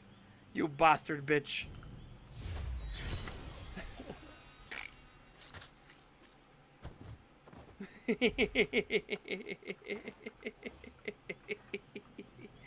Ah, yes.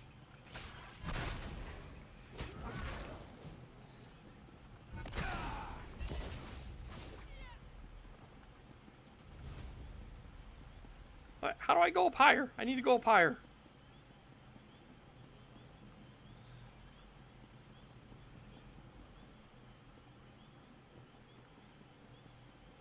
I mean, it is the Blade of Woe, so... The Blade of Woe does Blade of Woe-y things. Right, okay, so back inside. I'm assuming up here would be the way up.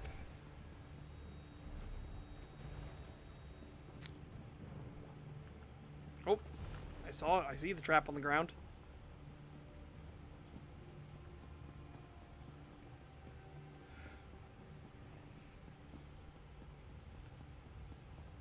Oh, 3 traps. Ooh. Ah! Missed me though. Missed me.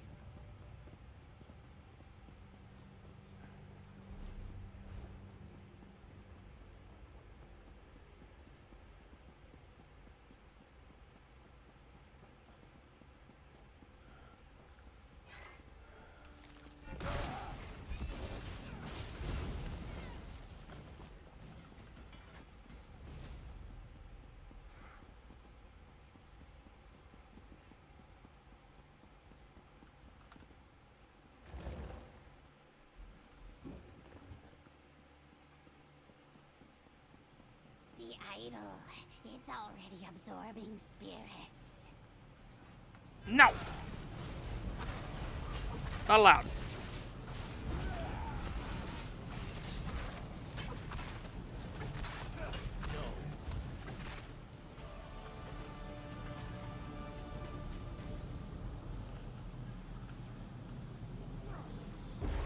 The idol is no more. Let us leave this place.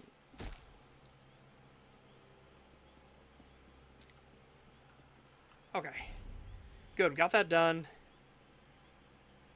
Yeah, now we leave.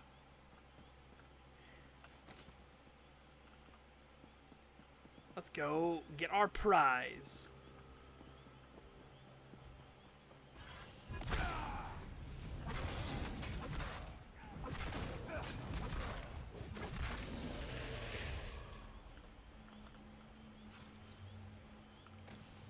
That's totally what I wanted, was the insect, not the sky shard. Nope. Not at all. Okay, just go. Oh, hang on. There we go. I didn't realize I was in the elevated position. Oh god. Hi.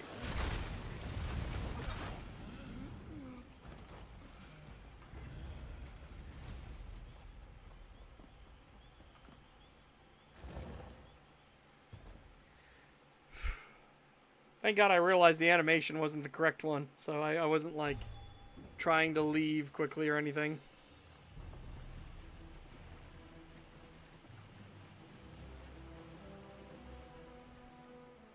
Spawn-worthy feelings to you, brave warrior. Not only did you rescue my tribe, but you became a storm that tore free the evil roots of the Sulzan here. Yes, thanks to you. The Sulzan in this place will flounder without their idol, and my friends are now safely out. All right. What you have done for us, an excellent question. Thanks. Okay. I've never done the zone before, Blackwood, but I'm just trying to get through the delves, stuff like that. And the delves, a lot of them don't have very interesting stories. That one was pretty okay because it dealt with the Naga and everything. But a lot of them are pretty basic, straightforward. Which way? That way.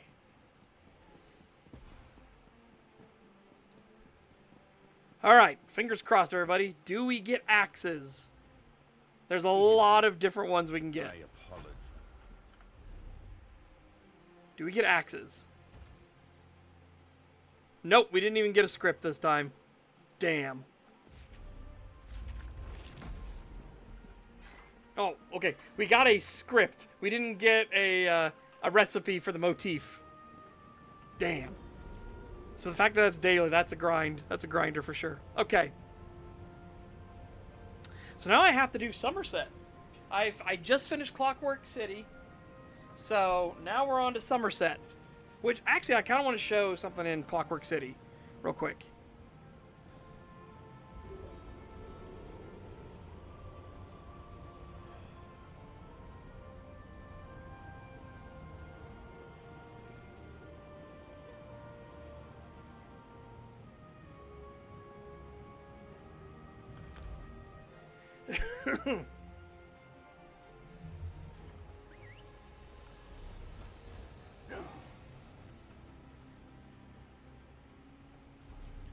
All right.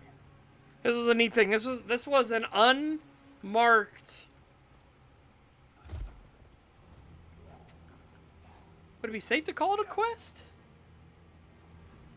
I don't know what to put. This is an unmarked bit of lore. If you follow what the quest line actually told you to do, like, hey, by the way, he wants to meet you in the Outlaws Refuge. There's no quest for it. There's no marker for it. But if you actually go talk to the guy in the Outlaws Refuge, he gives you information. You can then take that information back here to this. By the word of Set, I am bound. No pronouncements can be furnished without proper statistics to analyze. Please provide the appropriate passphrase or present yourself to a Clockwork Apostle for immediate data collection. Prime sequence 11, 13, 17. Initializing. Reflecting. Reflecting. Unauthorized prophetic element engaged. Analyzing proximate subject. Determining wealth and social status. Permission to continue. Permission granted. Wealth and social status analysis complete. Indicates a poverty level income and a social status of a slave or indentured servant. Reflecting. By the way, all of these things she's saying are very important. Engaged. Permission to continue. Permission granted. Health and wellness analysis complete. Indicates an exceptional constitution and stamina of a warrior or adventurer. Unfortunate. Such individuals lead exceptionally brief lives. Hold. Disengaging prophetic inhibitor. Prophecy imminent. Prophecy? About me? Dreaming. One niche. Two niche. Prophecy complete. I see an island. A tower. 3 princes. Darkness spreading across the land. I see a golden knight and an unexpected sacrifice. I see an end. That doesn't sound good. Everything must perish. That is the way of all reality. But the end that I see, you can alter the outcome. The variables indicate a minuscule percentage point in your favor. So there's a way to change the future. A chance. Lord Set and the 3 willing. Reflecting. Reflecting. Probabilities calculated. Odds generated. Demise certainty. 99.99%. And Somerset is the sequence of the words. Again, this is such a cool thing. There is nothing that tells you, other than the fact that it's like, hey, he wants to meet you in the Outlaws Refuge to talk with you. So you go meet him in the Outlaws Refuge, and the dude tells you, like, no, the machine can actually prophesize the future. The machine can. It's just, it needs the correct passphrase to get past the authorization limits. I know the correct passphrase. And so he gives it to you. You're not, you're not told to go talk to him other than when the quest ended. He's like, hey, by the way, he wants to see you to give you more stuff. There's no quest markers or anything like that. You're just asked to go talk with him. And if you go talk with him, he gives you the passphrase. You can then come back here, which you've already done the quest for. Again, no quest marker or anything. And talk to the robot and actually get the prophecy that was hinting exactly where the next chapter, the next DLC for ESO was going to be in the near future. Which I think was 9 months later. And then Somerset was released. And Somerset is its name. Alright. So now I need to do the Somerset starter quest. But first, come over here and do our usual.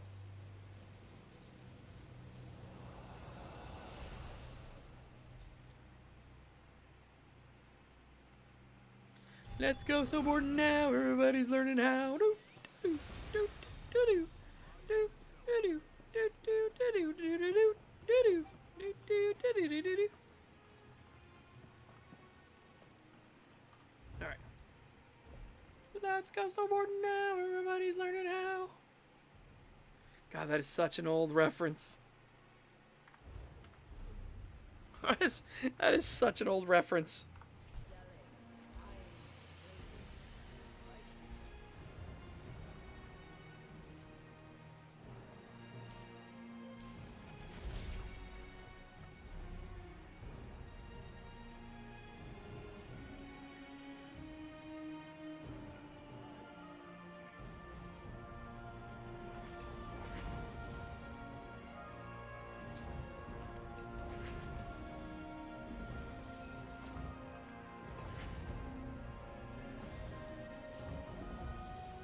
Okay.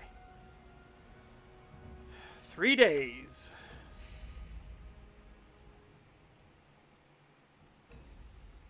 $21. 1 day, 1 day. Okay. So, you first. You.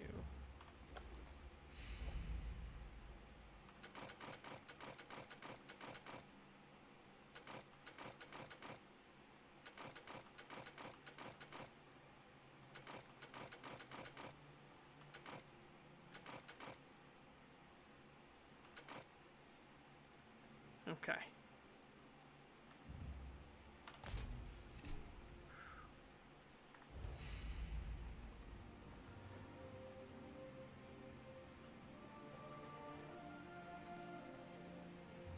They gave me 3 Nirnhone to start with. And that's supposed to allow you to like go to the trade houses and get more Nirn. You can just go to the trade stuff and ask for Nirnhone.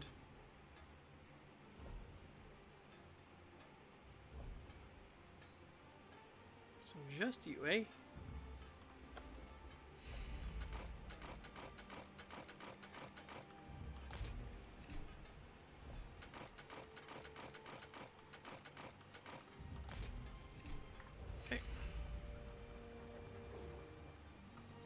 Which I need to run around the trade houses right now and look for some crafting motifs. The motifs.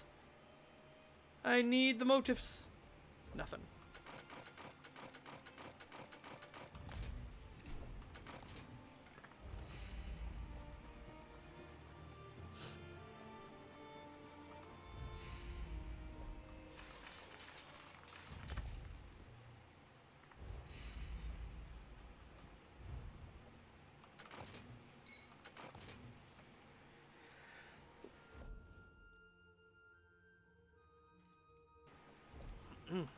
Ow. Ow, ow. Ow, ow, ow. Okay.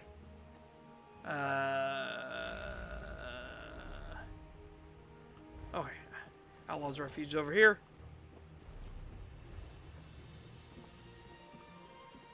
No, I am going to change off of the personality here and go back to heroic.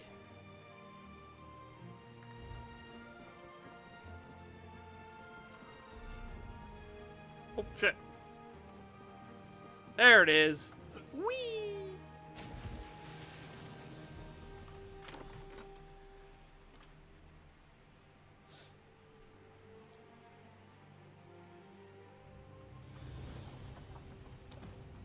Aha! You're right here. Nice. Any poisons or potions today? Thank you. Ah, she gave me a thing I didn't need. Well, I'll have to sell that real quick. That's okay. Let's thaw out a little before we get moving again. Is there a merchant down here? Yeah. I'd rather do.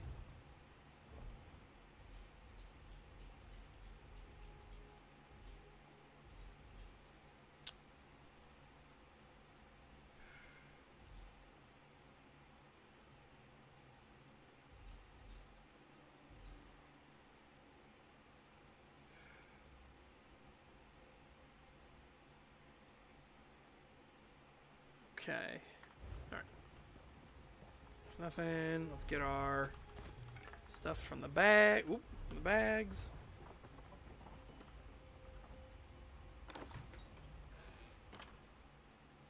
Oh, hey, and our stuff would have reset today, right? Yeah. Is it always this crowded? Yeah. Okay. Kill 8 dangerous foes. That's not bad. 1 public dungeon group event in Rothgar. That's not bad. 1 group dungeon. That's not bad. That's not bad. Collect ore. Oh, the collect ore one can be annoying and tedious.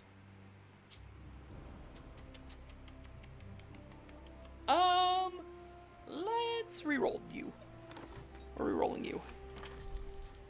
Alright, that's not bad. 70 instead of 60. I know a place we can go to for that. Easy peasy. It'll be a lot of farming, but that's okay. Ready to ride.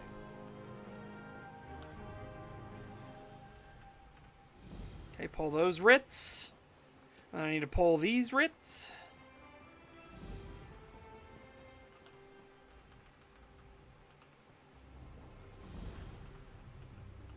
Not you. All right.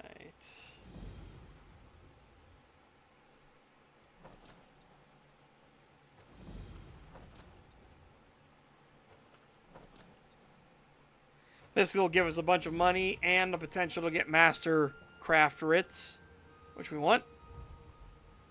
Ritz crackers. Okay, 1 dagger. Or, sorry, 1 sword.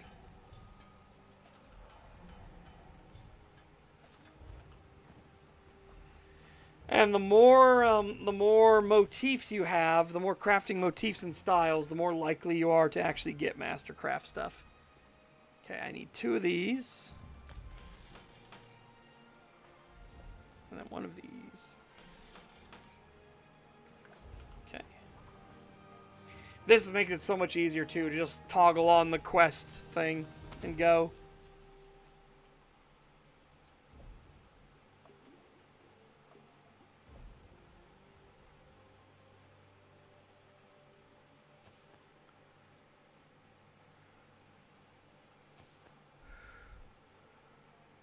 Yep.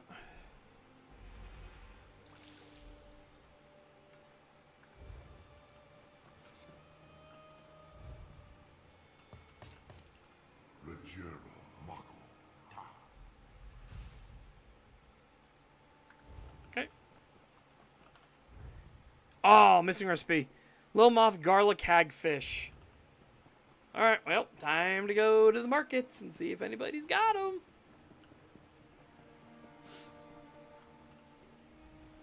Something I can do for you?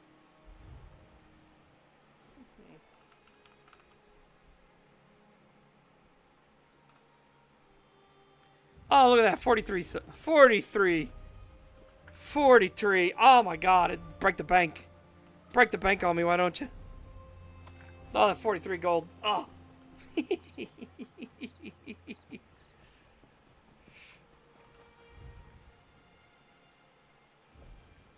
Alright. Make 1. Make a 1. Alright. Turn all the stuff in. Resting up before I'm ready to fall over. That's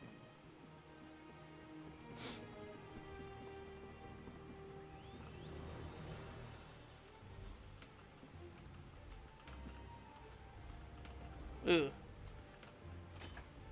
You always want to see 10s. When you see ones that aren't 10, it's like, oh. Like this. Oh, oh. Oh. Gross. Ooh.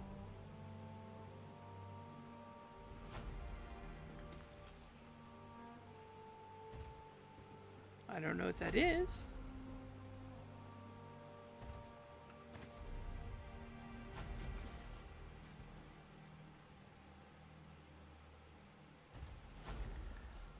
Unknown enchanting writ. Oh, here we go.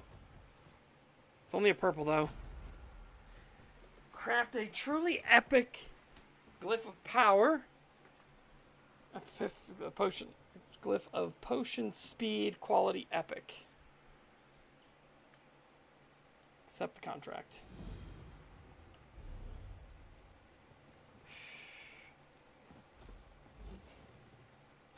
Oops. I meant to use.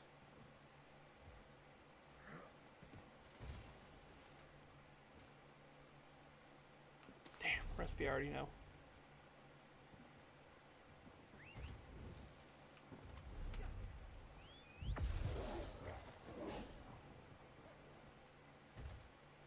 My puppy's having a good time. My wolf puppy. He's rolling around. He's like, I'm having a great time. Whee!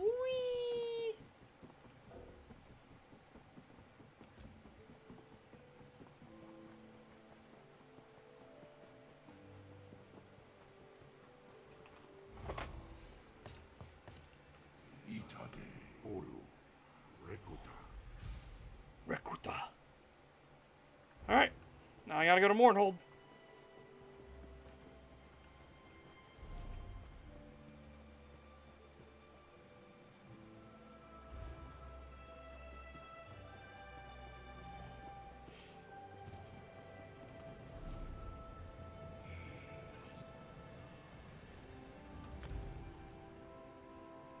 I should have enough for some attunables. Attunables.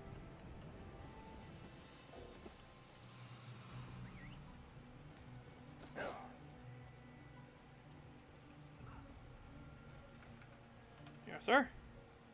The artisan arrives. Oh, nice. Another class script. One step closer. I've got all. All right.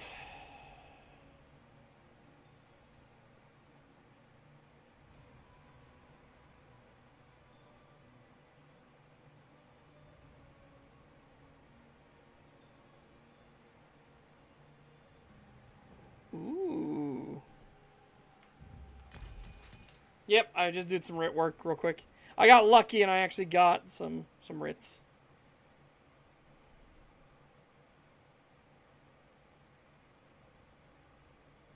Man, transmute station's expensive as fuck.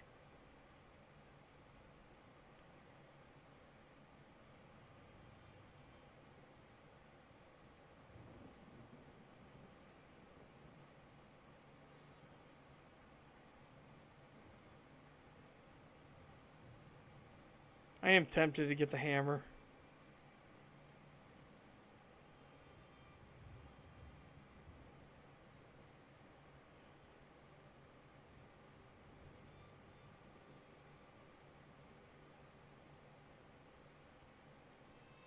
I'm tempted. Oh yeah, everything useful is expensive. That is the truth of it, right?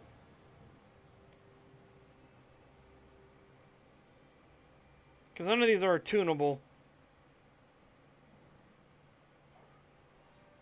You want to get these styles as well because the styles are actually, like, the more of these styles you have, the more likely you'll get a Mastercraft or a Master Writ.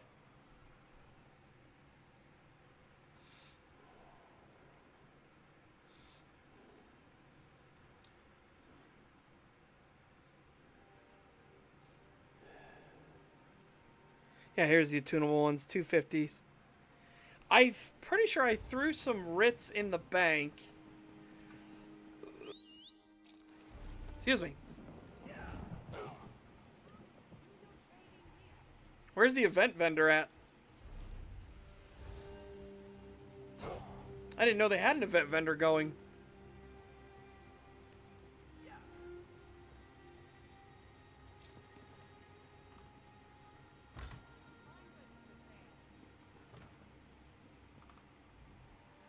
I erect the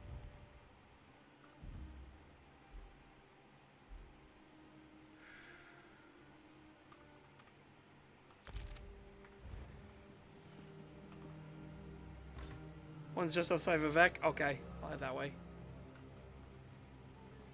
Let me think about which one we want. You already have a bunch, but if we want Crossroads to be Crossroads, right? I need to put the attunables in ours. However, they did tell us, they did tell us that we'll have actual guild housing soon. Come to deliver our little private contract.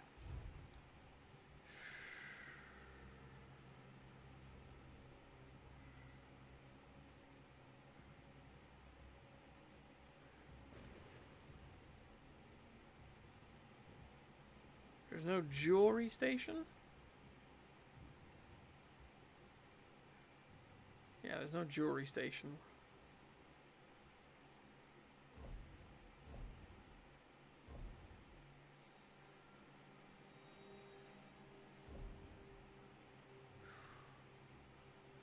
Let me check the event vendor.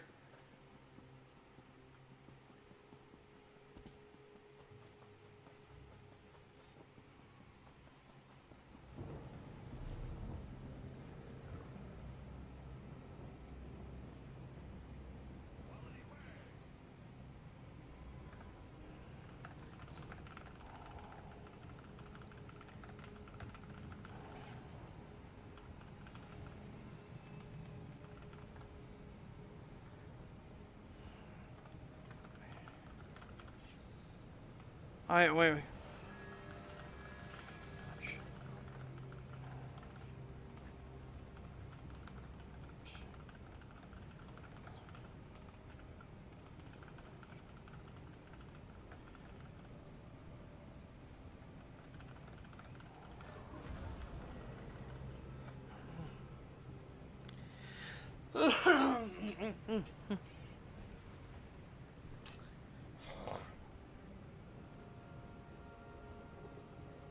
That's fucking nice. She said it's outside Vivek City, eh?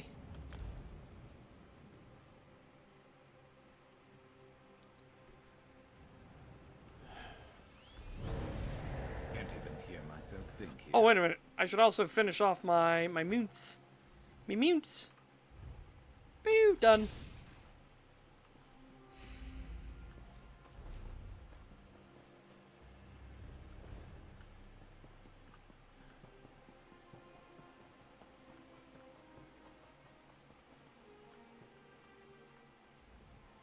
Welcome to the impresario's home. Oh, hell yeah. Now it just needs trade bars. Fuck yes.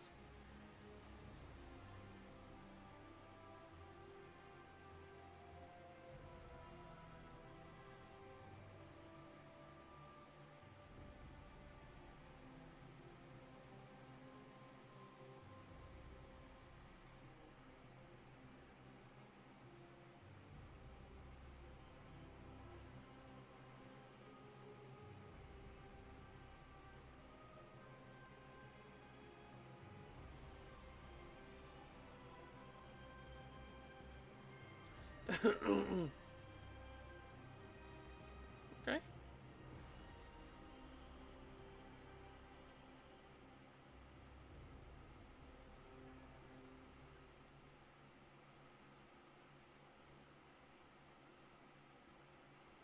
Neat.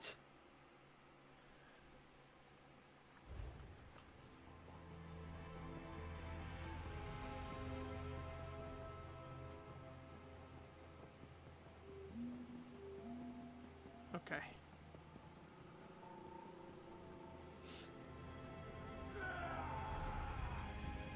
I'll have to make my lunch here in a bit. Head back to Mournhold. And I guess I'll pick up one of the ones. I'll get the attunable. I'm gonna go grab the ones from Apocrypha. So whenever we get the guild house in and of itself, because apparently, like, I'd assume when they say guild housing, they means we can actually like proper guild housing, right?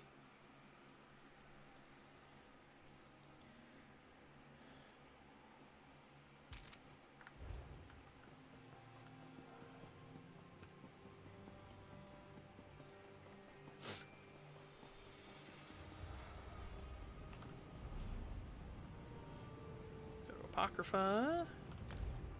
And what I mean by that is that it'll actually allow our guild members to place items in it.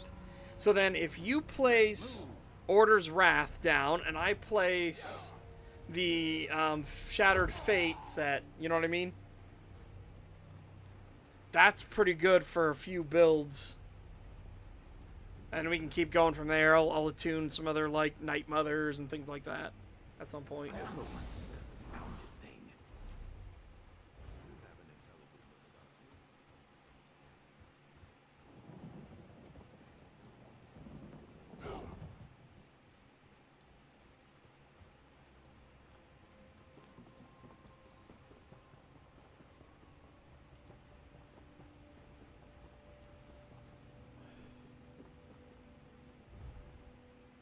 Okay, I don't see anything on the screen to do this.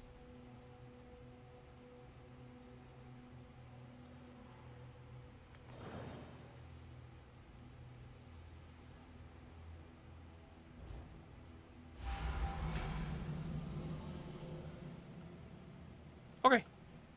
So that should be attuned correctly, right?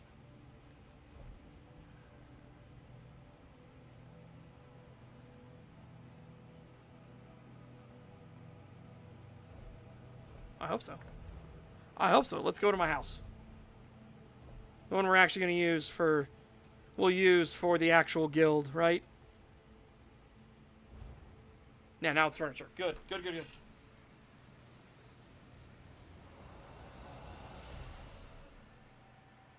I'll go take back the one furniture I had over there, and I'll take, like, it's just nice to have a bank in a house, but, yeah. So where would I want to put the crafting stuff?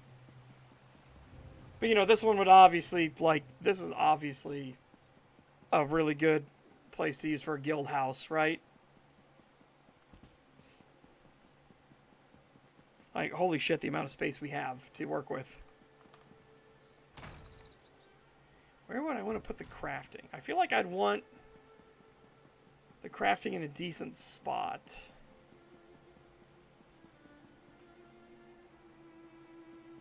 You think outside?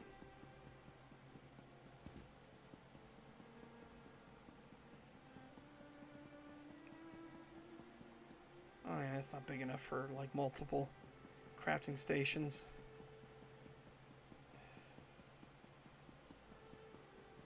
Okay.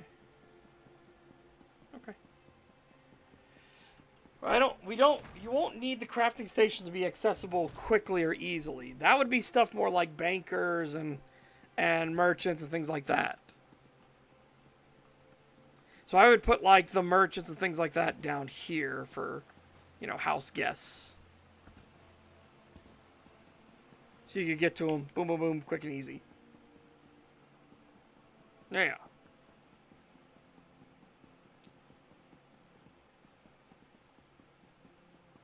Maybe one of these areas would be pretty good.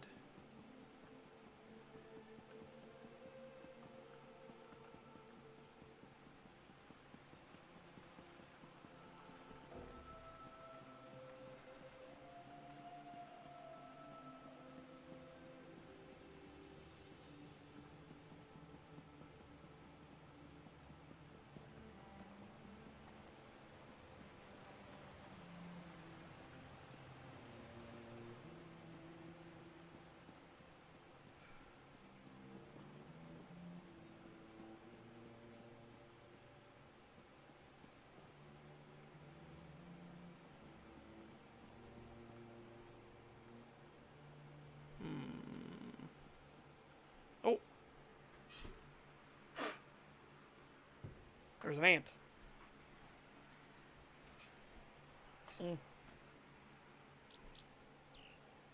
Oh, people have done all kinds of crazy stuff. Somebody built an entire Molag Bal statue in their house. Like out of various bits and bobs.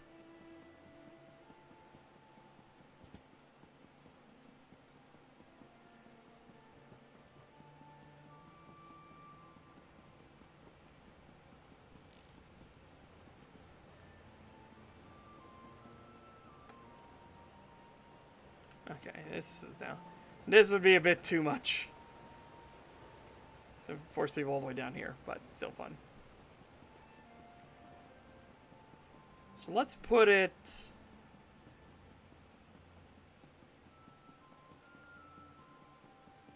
I think around like this would be pretty good. Would be pretty okay. I mean, it's not too far out of the way.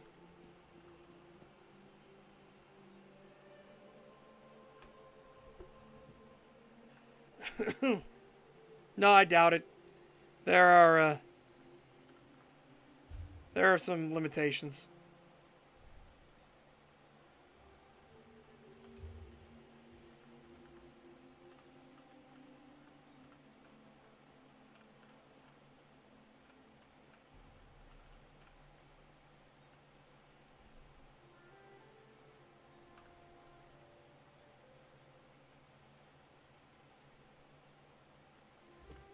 Okay.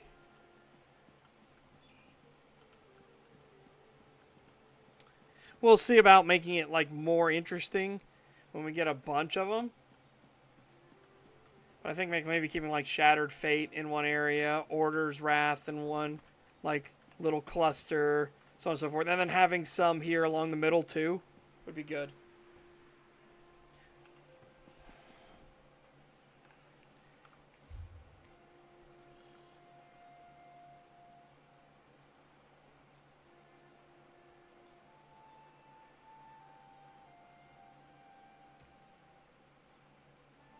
Yeah, these guys, I think. And then I'll have to, like, give them an actual, like, stall and stuff like that to be at.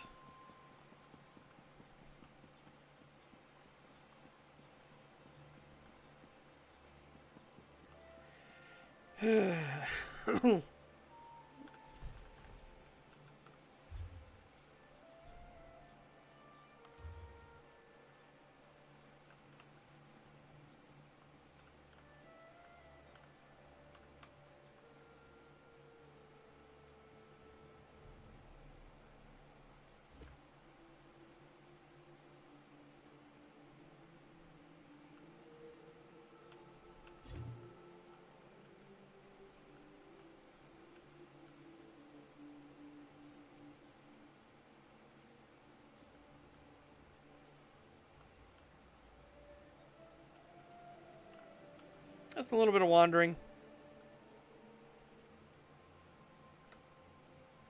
Oh, shit. I just realized. Hang on.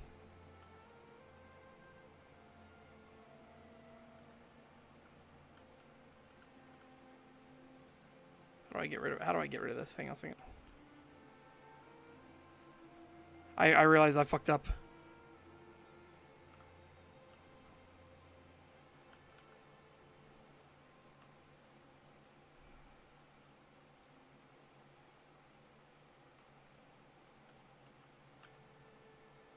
Oh.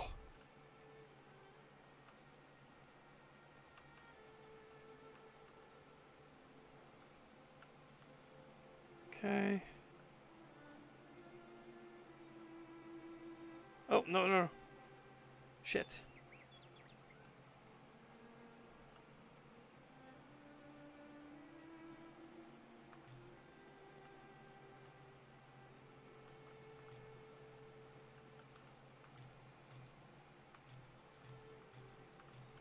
Okay. I guess I'll have to add a node before. And then I'll...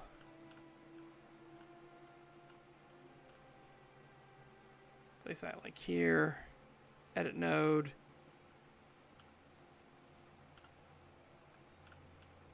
Have her look out at the beauty of it. Okay. All right. Confirm.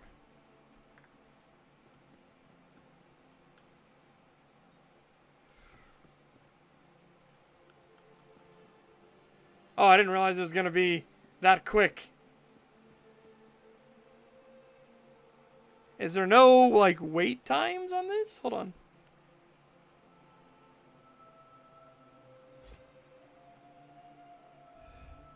Ah. No. Yeah. Wait like 10 seconds.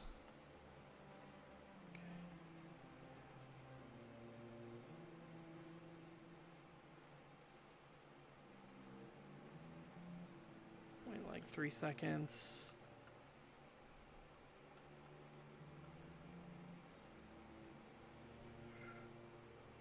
Wait a minute.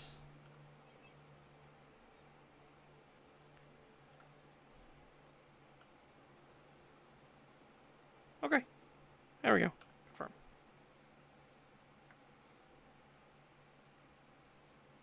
Yeah.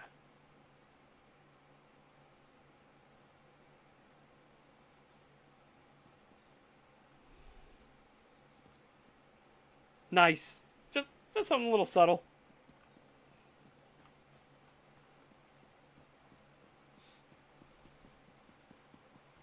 Meanwhile, put our lovely little trickster.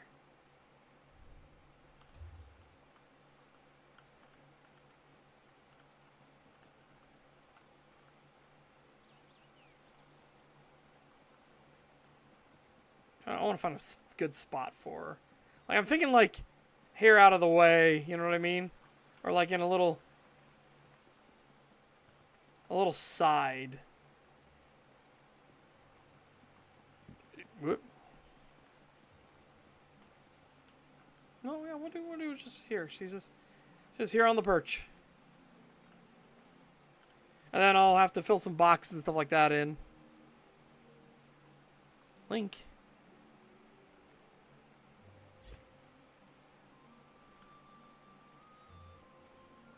Oh. No. Yeah, confirm. Yeah, don't link anything. Someone's treasure is this one's. Wait, what? Anything. Well, that's not functional. Hold on.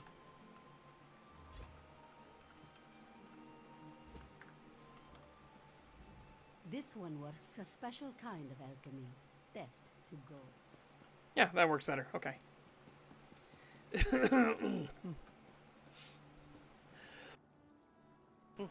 I need to get a bank. I need to put a banker in here as well. And again, I'll just put a little like merchant stall in this little alcove here.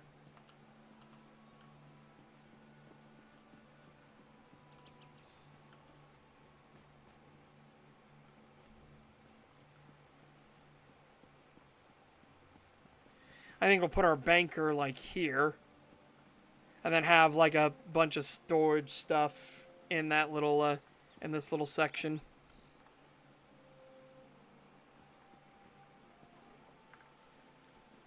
Yeah, that'll be fun. Just little details, subtle things to add. What else do I have on me that I can do right now?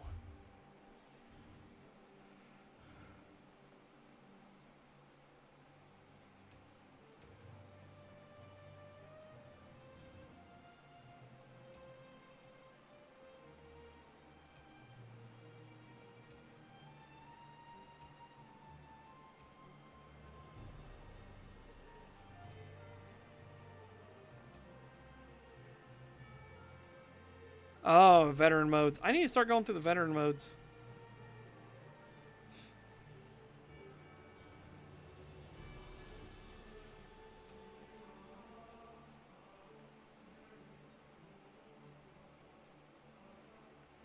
We'll put that inside.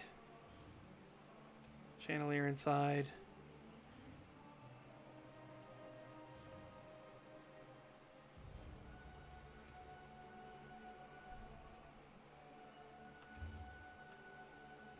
Put our good woofer. We're gonna put our good woofer.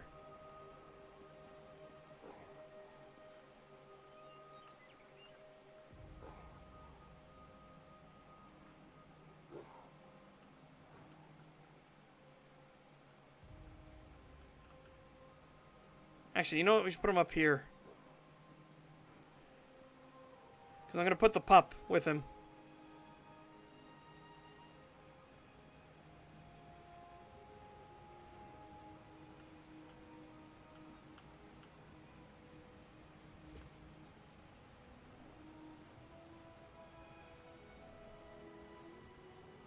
Oh, you can create a path for the mounts, too.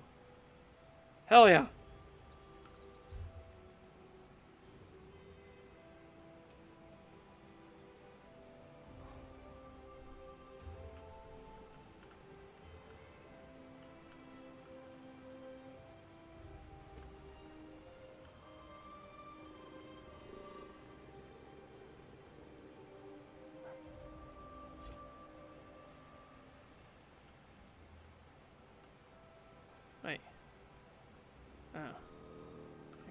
so hang on. Link you.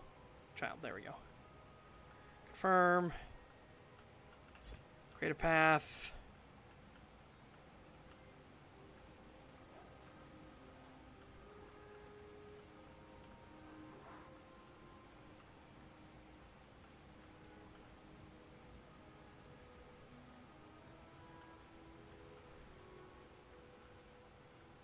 Over here in the grass. I'll edit the times on them after we, you know.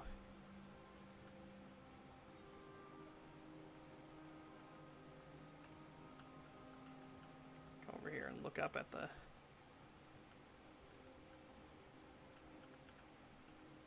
I'll come here to the top of the stairs, basically. Come here. Look out.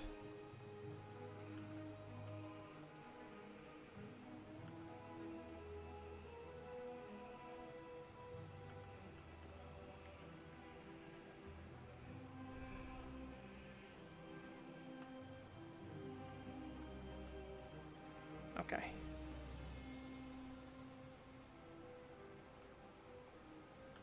All right, now a 30-second wait time. Minute at the water.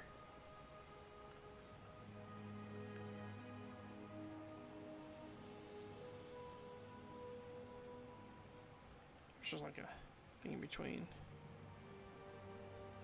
10 seconds here. I'm gonna put another one here. Hold on.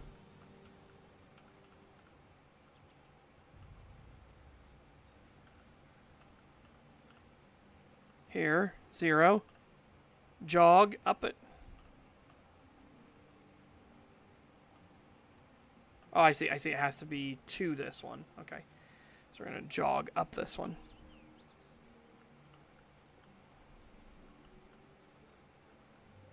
Come around.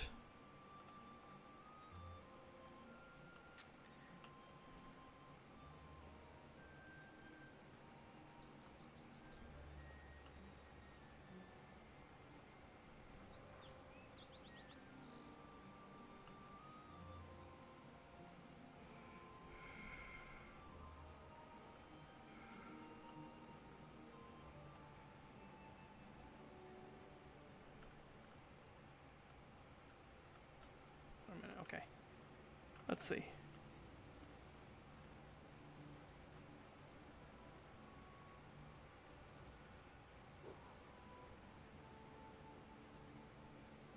Alright, game to follow.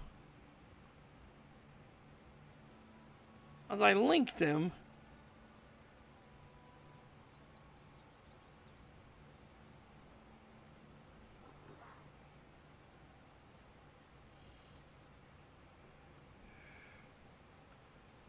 Those are the same timings here. How about that?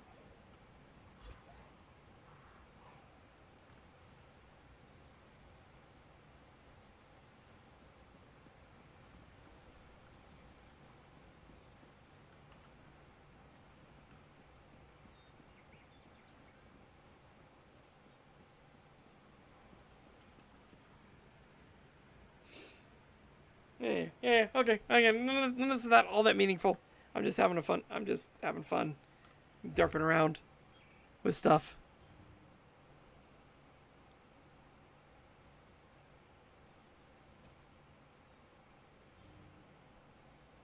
We're just derping around, having ourselves a good time.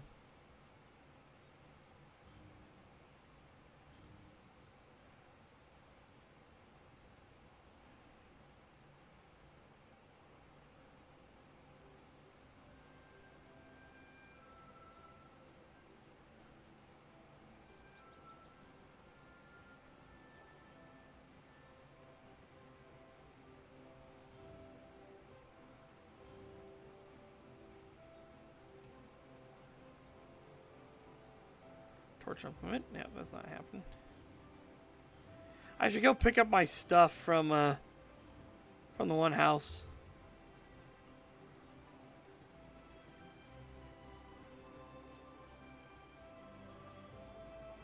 Let's see how this looks.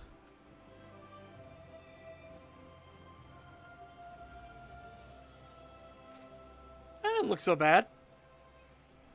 It looks convincing that he's like upping the speed to get up the little hill. Yeah, yeah, yeah, yeah. It's not so bad.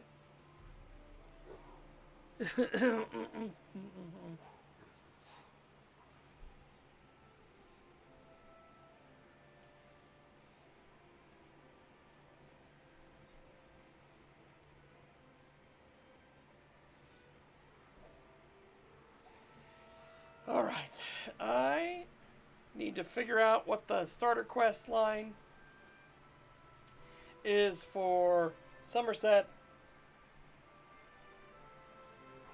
Get that rolling, and I need to make myself some lunch and prep for the ESO stream, the dev stream.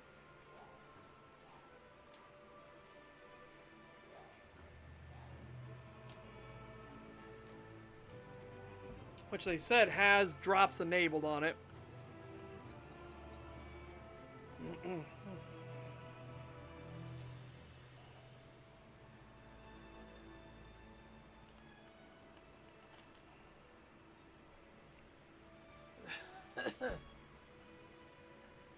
Oh.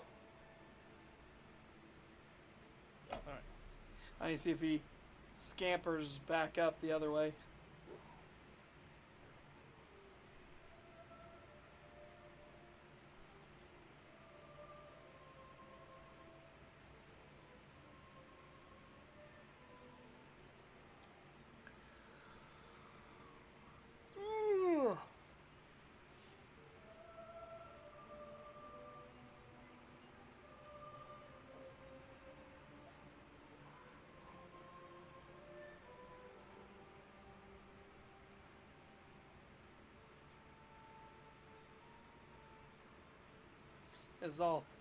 Is all actually meaningless, but you know, it was just fun to do these little bits and bobs here.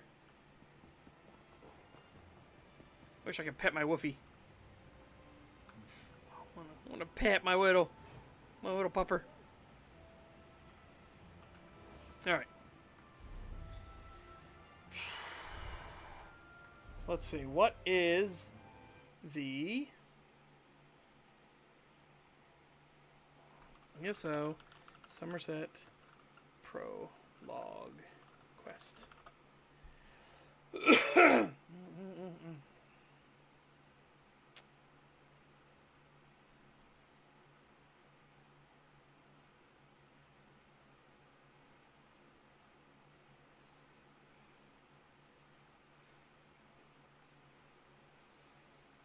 Through a veil darkly. Mages Guild Message Stone or Varus Galarian at the Mages Guild Hall. Davin's Watch. Okay, go to Davin's Watch. Got it. Got it.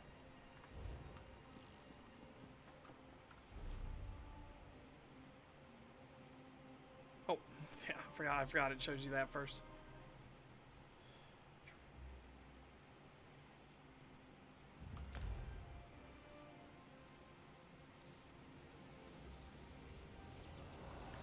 Enjoy yourself, woofies.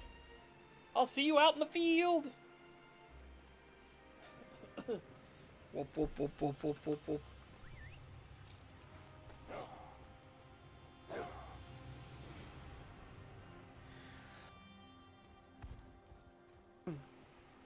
Oh, God.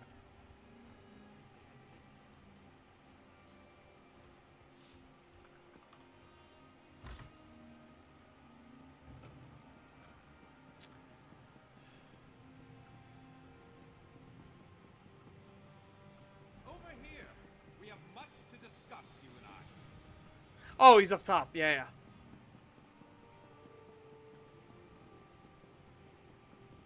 Okay, we'll talk with him in a moment. I'm going to go get my food. So I shouldn't be gone too long. And I will get us prepped for the ESO stream.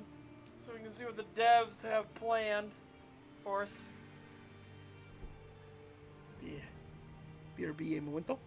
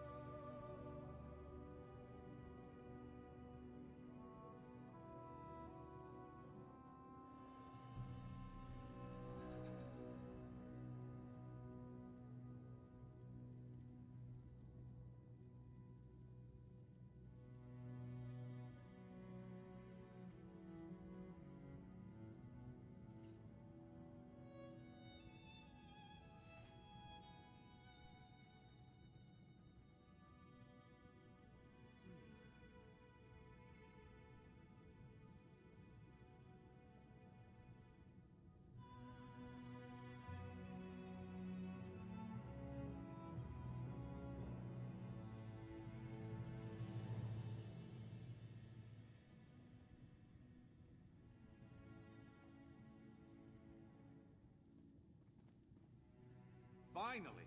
I was beginning to think you'd never show up here.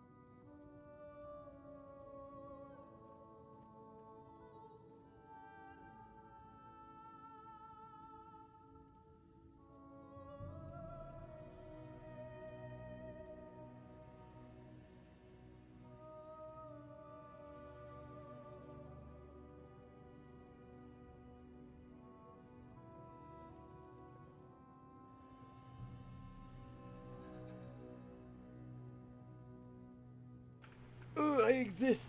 Okay. We're going to talk to him. I'm going to get set up for the live stream event. Excuse me.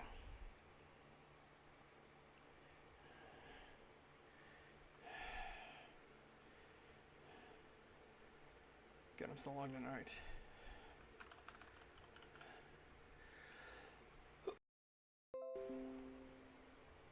Go away.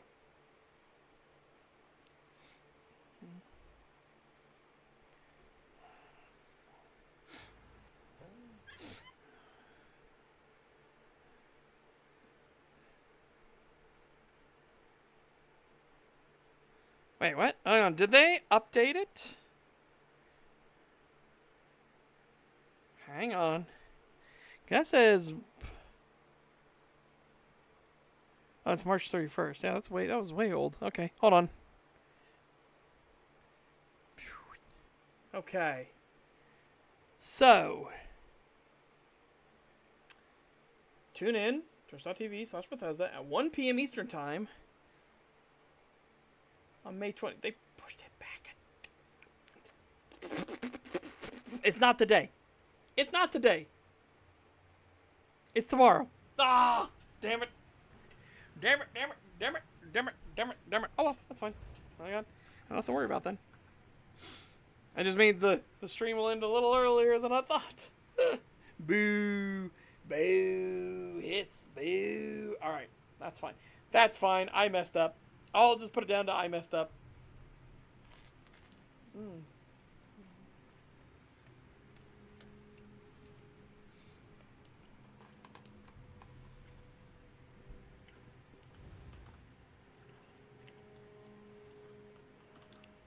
Good to see you again, my friend. I was beginning to think I miscalculated your trajectory and missed you entirely. But no, the great mage never makes those kind of errors. Now, come closer. We have something important to talk about. What are you talking to me about? I recently received a message that was apparently meant for you, from an oracle. It came to me in a most unsettling manner. Anyway, I determined the chances of meeting you here, and there you are. Saves me the trouble of crafting a message stone. I mean, I'm fair.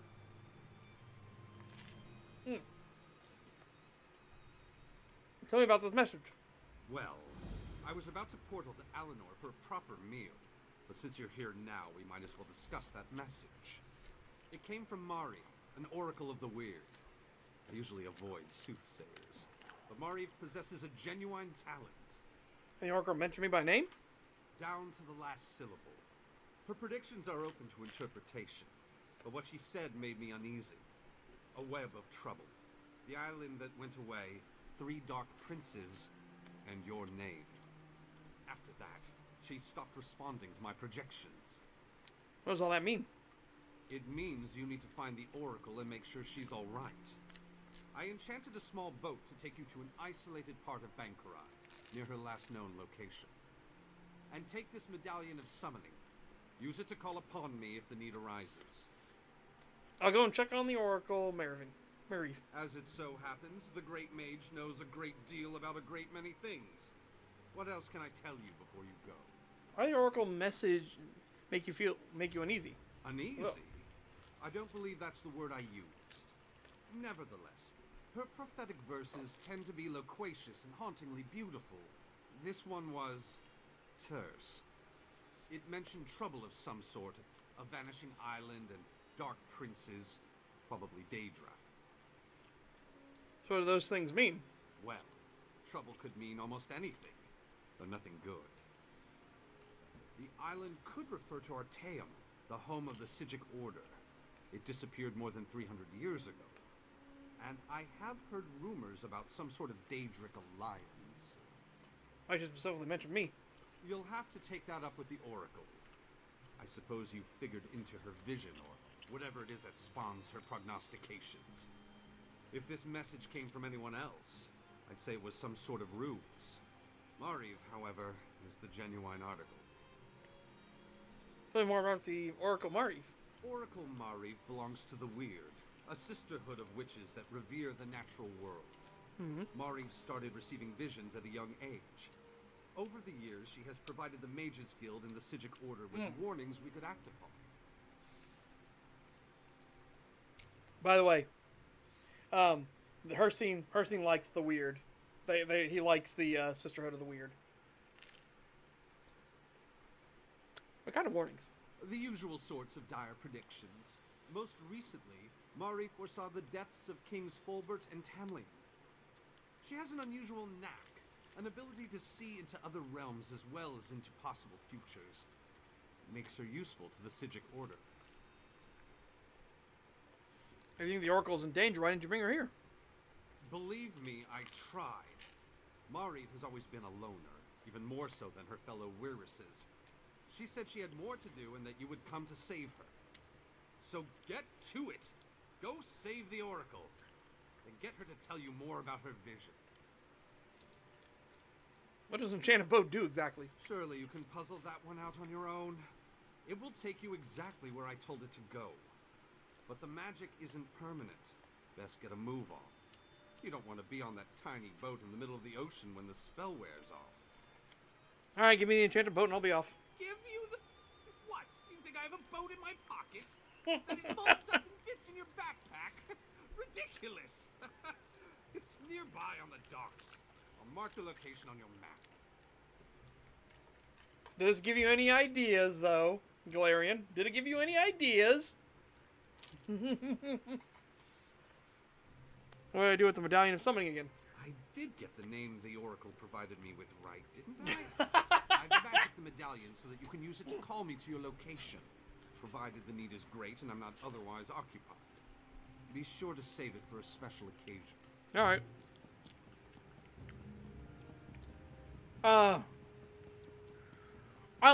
I like when people, like, they tell you exactly what it is, and then you ask the obvious stupid question. They have, like, moments of disbelief, like, what? Excuse me? Are you that fucking dumb? But I just like that. Alright, give me the enchanted boat, I'll be off. Give you the boat? Do you think I have it in my pocket?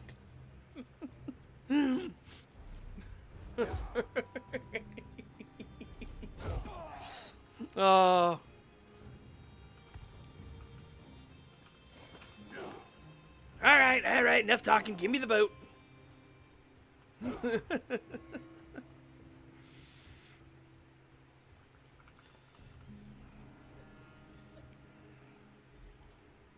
Oh, excuse me.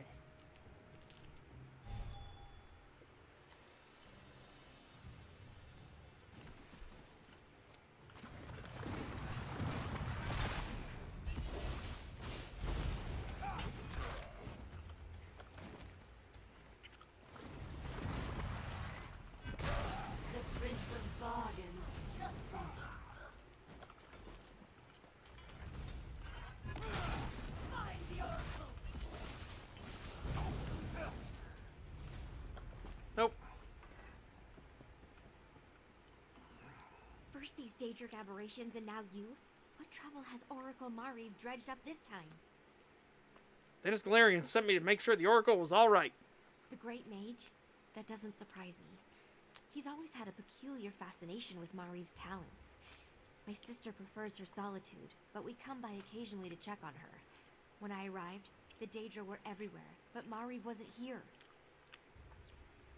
She contacted Vanis, mentioned my name specifically. Interesting. I noticed fresh ink on one of her parchment sheets. I think she was writing something when the Daedra appeared. This vision must have been special to attract the attention of those unnatural creatures. Do you think the Daedra harmed the Oracle?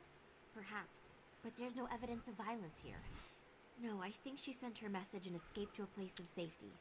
Probably the old weird site in what is now the Mines of Chorus. It's a good place to hide.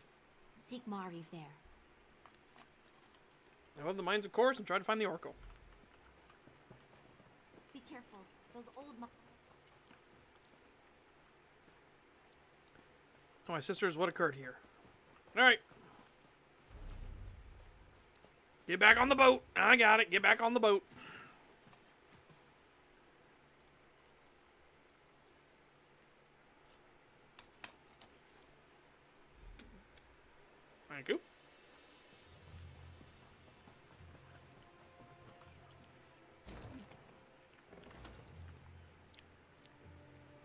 Ugh, man. These stuffed Pop-Tarts, they are feast or famine, that's for sure.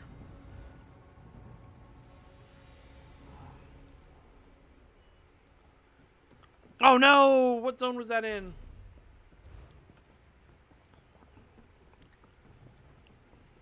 Ah, fuck it. I'll have to just carry on.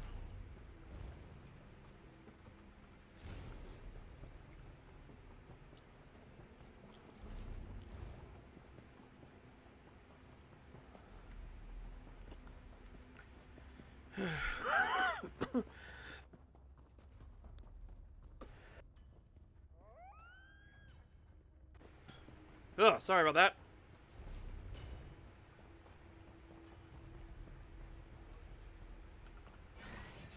Whoa! What the?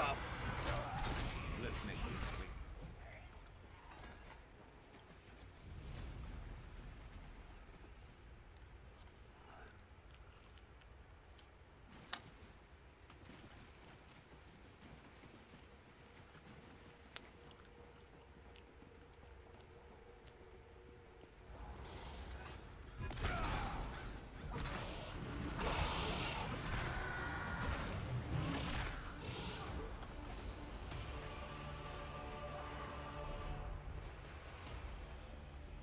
I don't see anything up there.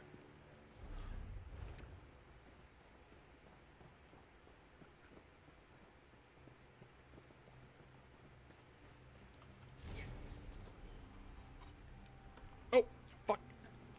Fuck, fuck, fuck, fuck, fuck.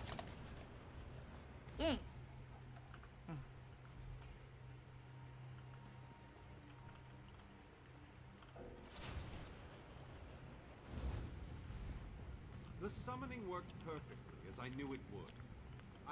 You decided to utilize the Medallion of Summoning. Very well. Then you might as well tell me how the search for the Oracle goes. As long as you came here, but all I found was this note. Let me see that. A little too familiar a greeting for my taste, but the Oracle always follows her own path. Ah, clever Marie. Very clever. She left us a secret message and hid it in plain sight. Secret message? It's all in the turn of phrase. Messages, elements, ritual, proper order. It makes perfect sense to someone who knows her well. The weird revere nature in the elements. We need to perform an elemental ritual to receive the message. So what do? Look for items that represent the elements. Air, earth, water. I'll find the prepared ritual site, and you place the items in the proper order. That should do the trick. A little ostentatious, but I suppose that's part of being an oracle. I'll find the ritual items. The weirds draw power from the earth bones. So What's that? A feather? Wait a moment. What's light as a feather? Air! Nice. A cup of water. Well, that's disappointingly obvious. Areve must have been in a hurry. A pure gemstone. You don't get much closer to elemental earth than that.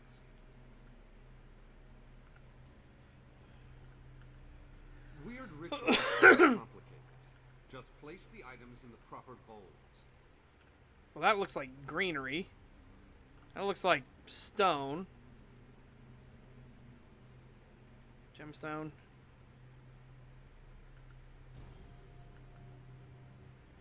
This looks like wind, so I would assume.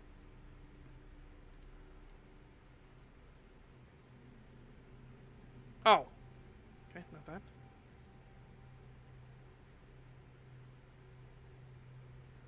Oh.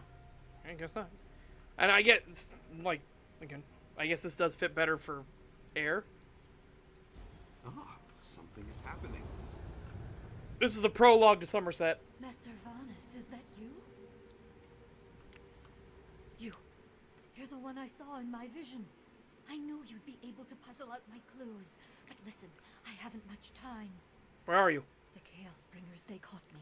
They're taking me to an Iliad ruin somewhere in Oridon. Bawan, I think they said. They'll be back soon. You have to tell tell you about my vision. It concerns Somerset and Artaeum. Somerset, Artaeum? What are you talking about? Somerset, the green and pleasant island of the High Elves. Artaeum, the vanished home of the Sigil murder.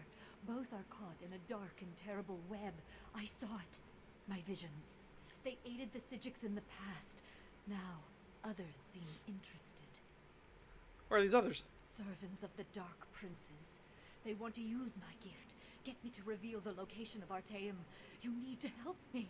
Bawan, they're taking me to... Oh no, they're coming back. I'll find you at Bawan. Hurry. Remember Bawan. That sounded not good. You really should make haste and get to Bawan. The Oracle has need of you. Are you coming with me? No. This affair has taken on a completely different meaning. If Artaeum and the Sigic Order are involved, and I need to keep the Mages Guild out of it, what happens next falls on your shoulders. You'll find Bawan on Oridon's west coast. We're the Chaos Bringers. I have my suspicions. They're obviously connected to the Dark Princes that Mariv mentioned, but beyond that, I don't think they plan to harm the Oracle, at least not immediately. They have something more insidious in mind. All right.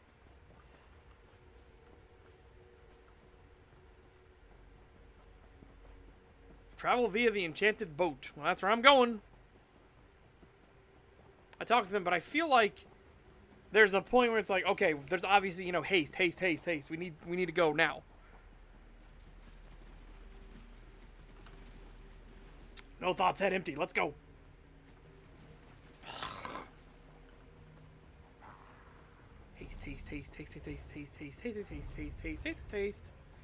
Haste.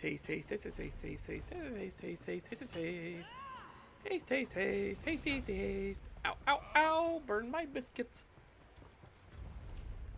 Haste.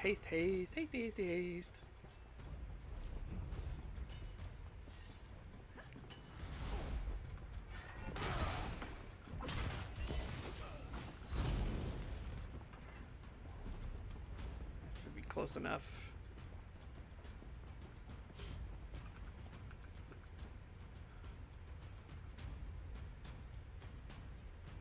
Really? Wasn't close enough? It wasn't far enough back, I mean, for all the enemies? There we go.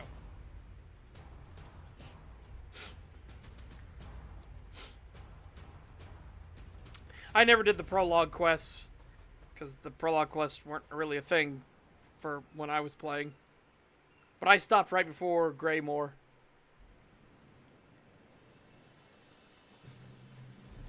Why are you fighting crabs? Right in a hurry!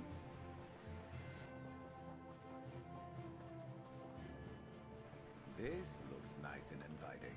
You ready? Haste. Haste.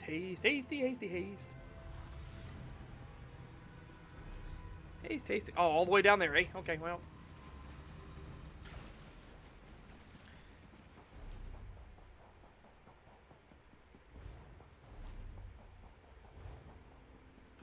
Ah! Don't mind me. Just coming through. Haste. Haste.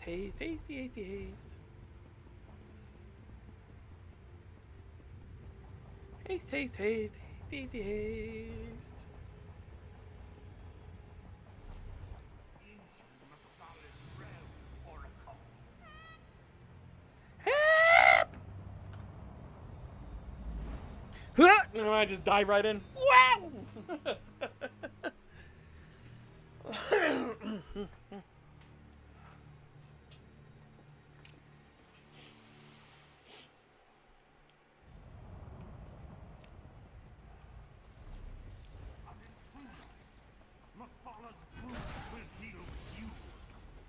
Oh, Mafala's the spider bitch. Yeah.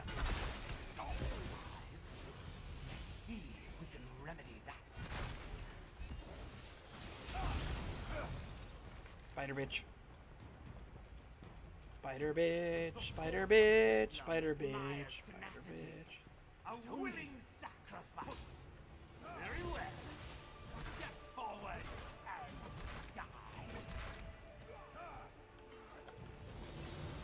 Get clapped.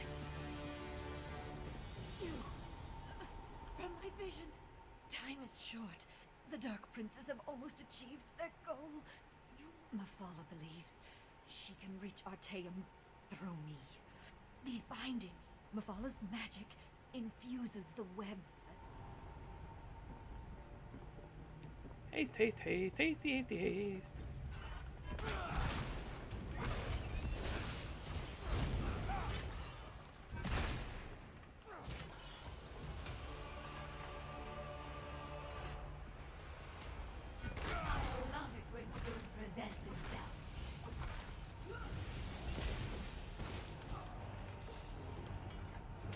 First one.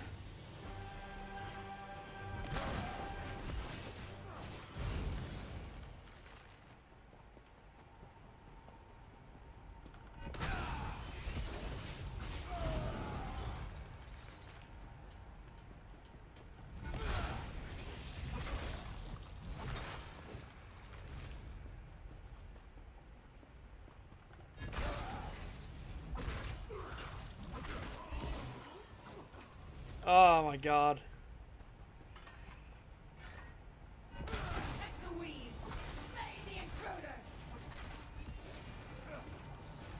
Oh. Hey. Sweet. Die! Destroy the center fulcrum! Oh, made it.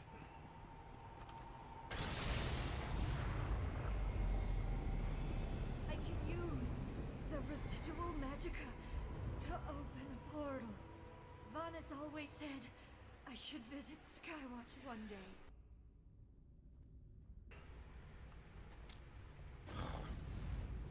Go in. You're going in first.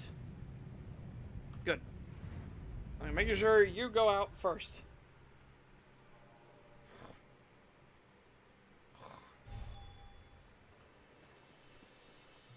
I didn't get a chance to thank you for what you did for me. Even though I sometimes see faraway places and future events, nothing can ever be truly certain. I knew you were coming to rescue me, but that didn't alleviate my fear. I thought I was going to die in Mafala's realm. Thank you. As an oracle, I can connect with other times, other places. I sometimes use that ability to converse with the Psijic Rightmaster, to keep him informed of events on Nirn. Mafala's agents tried to use that connection to locate the hidden island. Werewolf, stinky dog. Rude. Rude. Absolutely rude. No. You arrived in time to stop them. But it was a close thing. The portal was nearly attuned to Artaeum's location when you set me free. Whew. And once again, the visions that haunt me came to pass.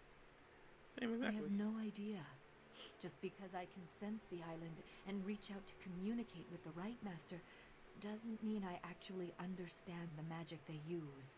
I'm a Weiris, not a Psijic. It's somewhere else. That's all I really know.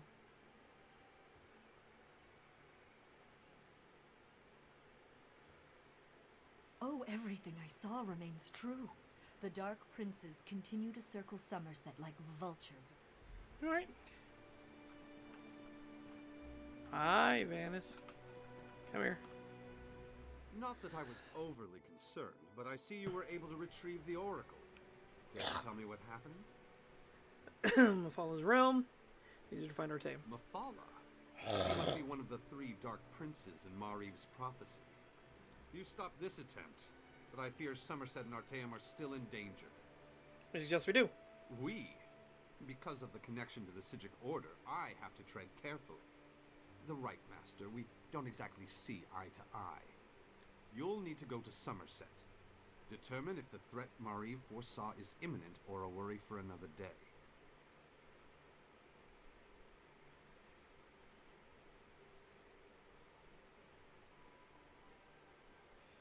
I thought Somerset was closed to outsiders. Yes, the Ultima have a few peculiar notions. But, as luck would have it, I heard that Queen Irene has just issued a decree to open Somerset to immigrants and visitors. That's the perfect excuse for you to investigate the island. What happened to the Oracle now? We'll What show happens? Mariv the hospitality of the Mages Guild and make sure she's fully recovered from her ordeal. Then I'll make sure to get her back home. Thanks for your aid in this matter. Now, get to Somerset and do what you do best, my friend. Alright, complete. Okay. He told me to go to A few of my Somerset. colleagues are anxious to meet you, Mariv. I suppose, after I examine your garden and collect my thoughts, if that's all right. Of course, Oracle. Come inside whenever you're ready.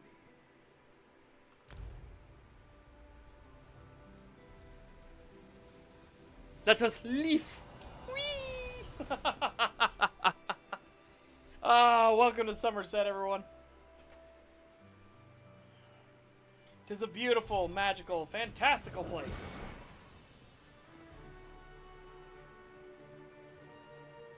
Yeah.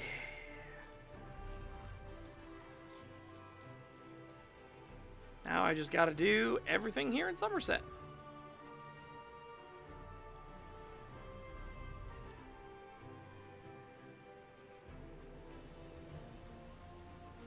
On here. Zone guide. Start the zone story. Over there, eh? Razumdar! Hell yeah. Let's go talk to Razumdar. Let the cat fight those monsters. The island sprung a leak. Run! First, the Queen issues a decree that changes the status of Somerset from an isolated paradise into a tourist attraction. Now monsters, sea creatures, I've never seen anything like them. Well, I say let the cat fight them. Better him than me. Monsters? Cat? Slow down and tell me what happened. Suddenly the ground opened, spewing water and strange creatures. They attacked us. Luckily, one of the newcomers, a Khajiit, leaped in and drove them back. Called himself Razumdar. He could probably use some help if you're so inclined. Oh, talk to Razumdar. Raz! Raz, I'm coming, baby! I'm coming, Raz!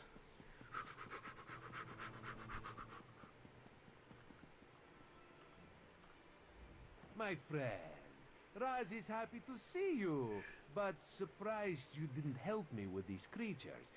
Not that Raz needed any help. You must tell me what brought you to Somerset after you agreed to assist Raz with his usual cloak and dagger business. Complications, Raz? That sounds ominous. Ominous? No more than usual, my friend. But there's work for the Queen's eye, and this one will use an extra blade if you're willing. Queen Irene issued a decree to open the borders of Somerset. Oh my god, his allow family and outsiders elsewhere. to I have forgot we get to access go the do that. island. Holy shit. I forgot we get to go meet his family. That didn't sound too terrible. That's what Raz said, but rumors reached the Queen. So this one made the journey and was immediately attacked by strange creatures. Raz doesn't think the two are related, but if you could ask some questions, check on the newcomers, that would help. I have some questions around the city. While you ask questions around the city, Raz can take care of some other business. It may or may not involve scratching and clawing. Let's meet near the entrance to Shimmarine when you have something to report. Oh my god, dude. I can't wait to get to elsewhere and let chat see Raz's family. It's so fucking good. What are those strange creatures I saw you fighting? Raz never saw such monsters in his life. They appear related to water, but this one tends to avoid this stuff. That pearl, though, Raz swears it was calling those creatures. A mystery for another time, perhaps. Now, we need to see to the newcomers. You know, specifically you want me to talk to regarding the Queen's decree? As a matter of fact, Raz made a list. Old Newell, a high elf artisan, spoke out. See what she complained about. Then there's Soxolza, a persecuted Argonian newcomer. Finally, Ranul, a city resident noted in the Divine Prosecution's observation log. I don't know, they'll speak out about, and where can I find her? Old Newell complained about it. No. Roz doesn't want to prejudice your investigation. You will find out when you talk to her. The artist likes to gather shells along the eastern coast. She uses them to make paints and dyes. No, that doesn't sound like a high elf name. True. Not enough syllables. Ranul's a Redguard, whose family has Not lived in enough syllables. Shimarin for generations. He's a well-respected trader, with a few warehouses along the docks. Talk to him before the Divine Prosecution decides to arrest him. I mean, yeah, you've got Vivek. There are some, but they're like special characters, right? Like Almalexia is obviously a special character. Vivek's obviously a special character. So the Sill's a special character. You know, that sort of thing. And prosecution. The Divine Prosecution serves as lawkeepers and protectors of social standards. Very persnickety. When rules are broken, they record it in their observation logs. If your name winds up on their list, things get complicated. What do you mean? Tools being persecuted? Something to do with monks and newcomer registration. Roz is looking into that. Last I heard, Soxolza was seen leaving the city and heading west. Probably trying to reach the water.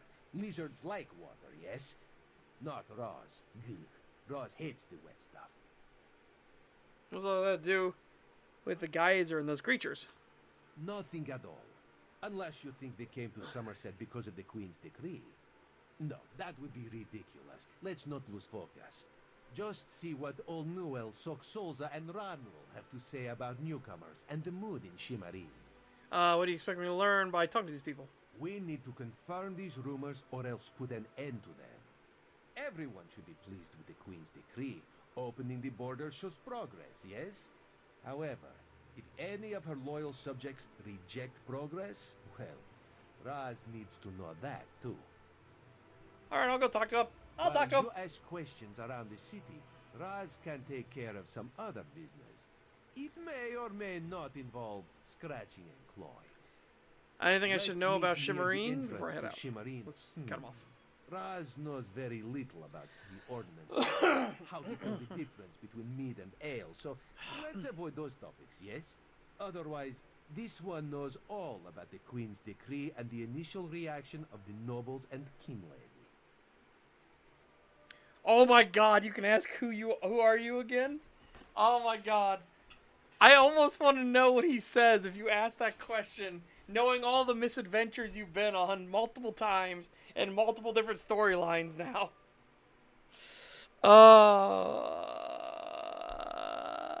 What about the King Lady and the nobles? King Lady Avenice has made her views on the Queen's decree quite clear. She calls it unreasonable, dangerous.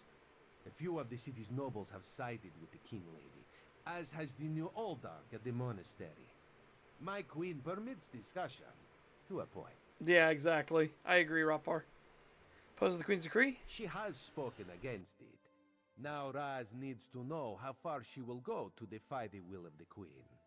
Does she grumble but welcome the newcomers, or is she using every option at her disposal to block their arrival?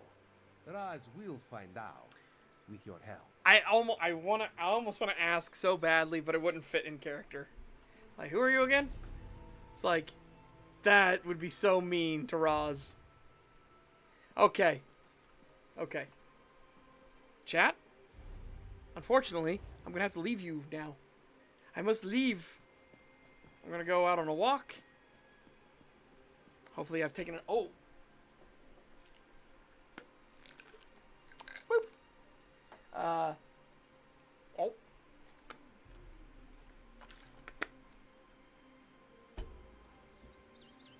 Right. Okay.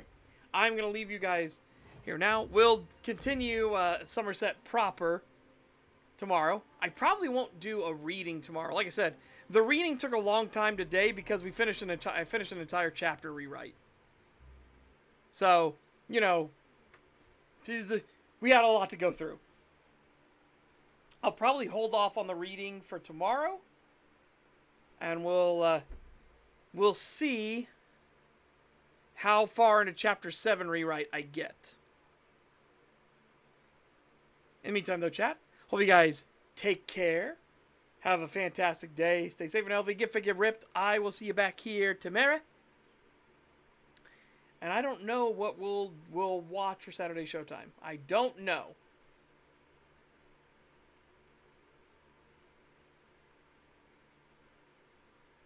Anyways. Bye-bye for now, everyone. Yeah. Yeah. Yeah.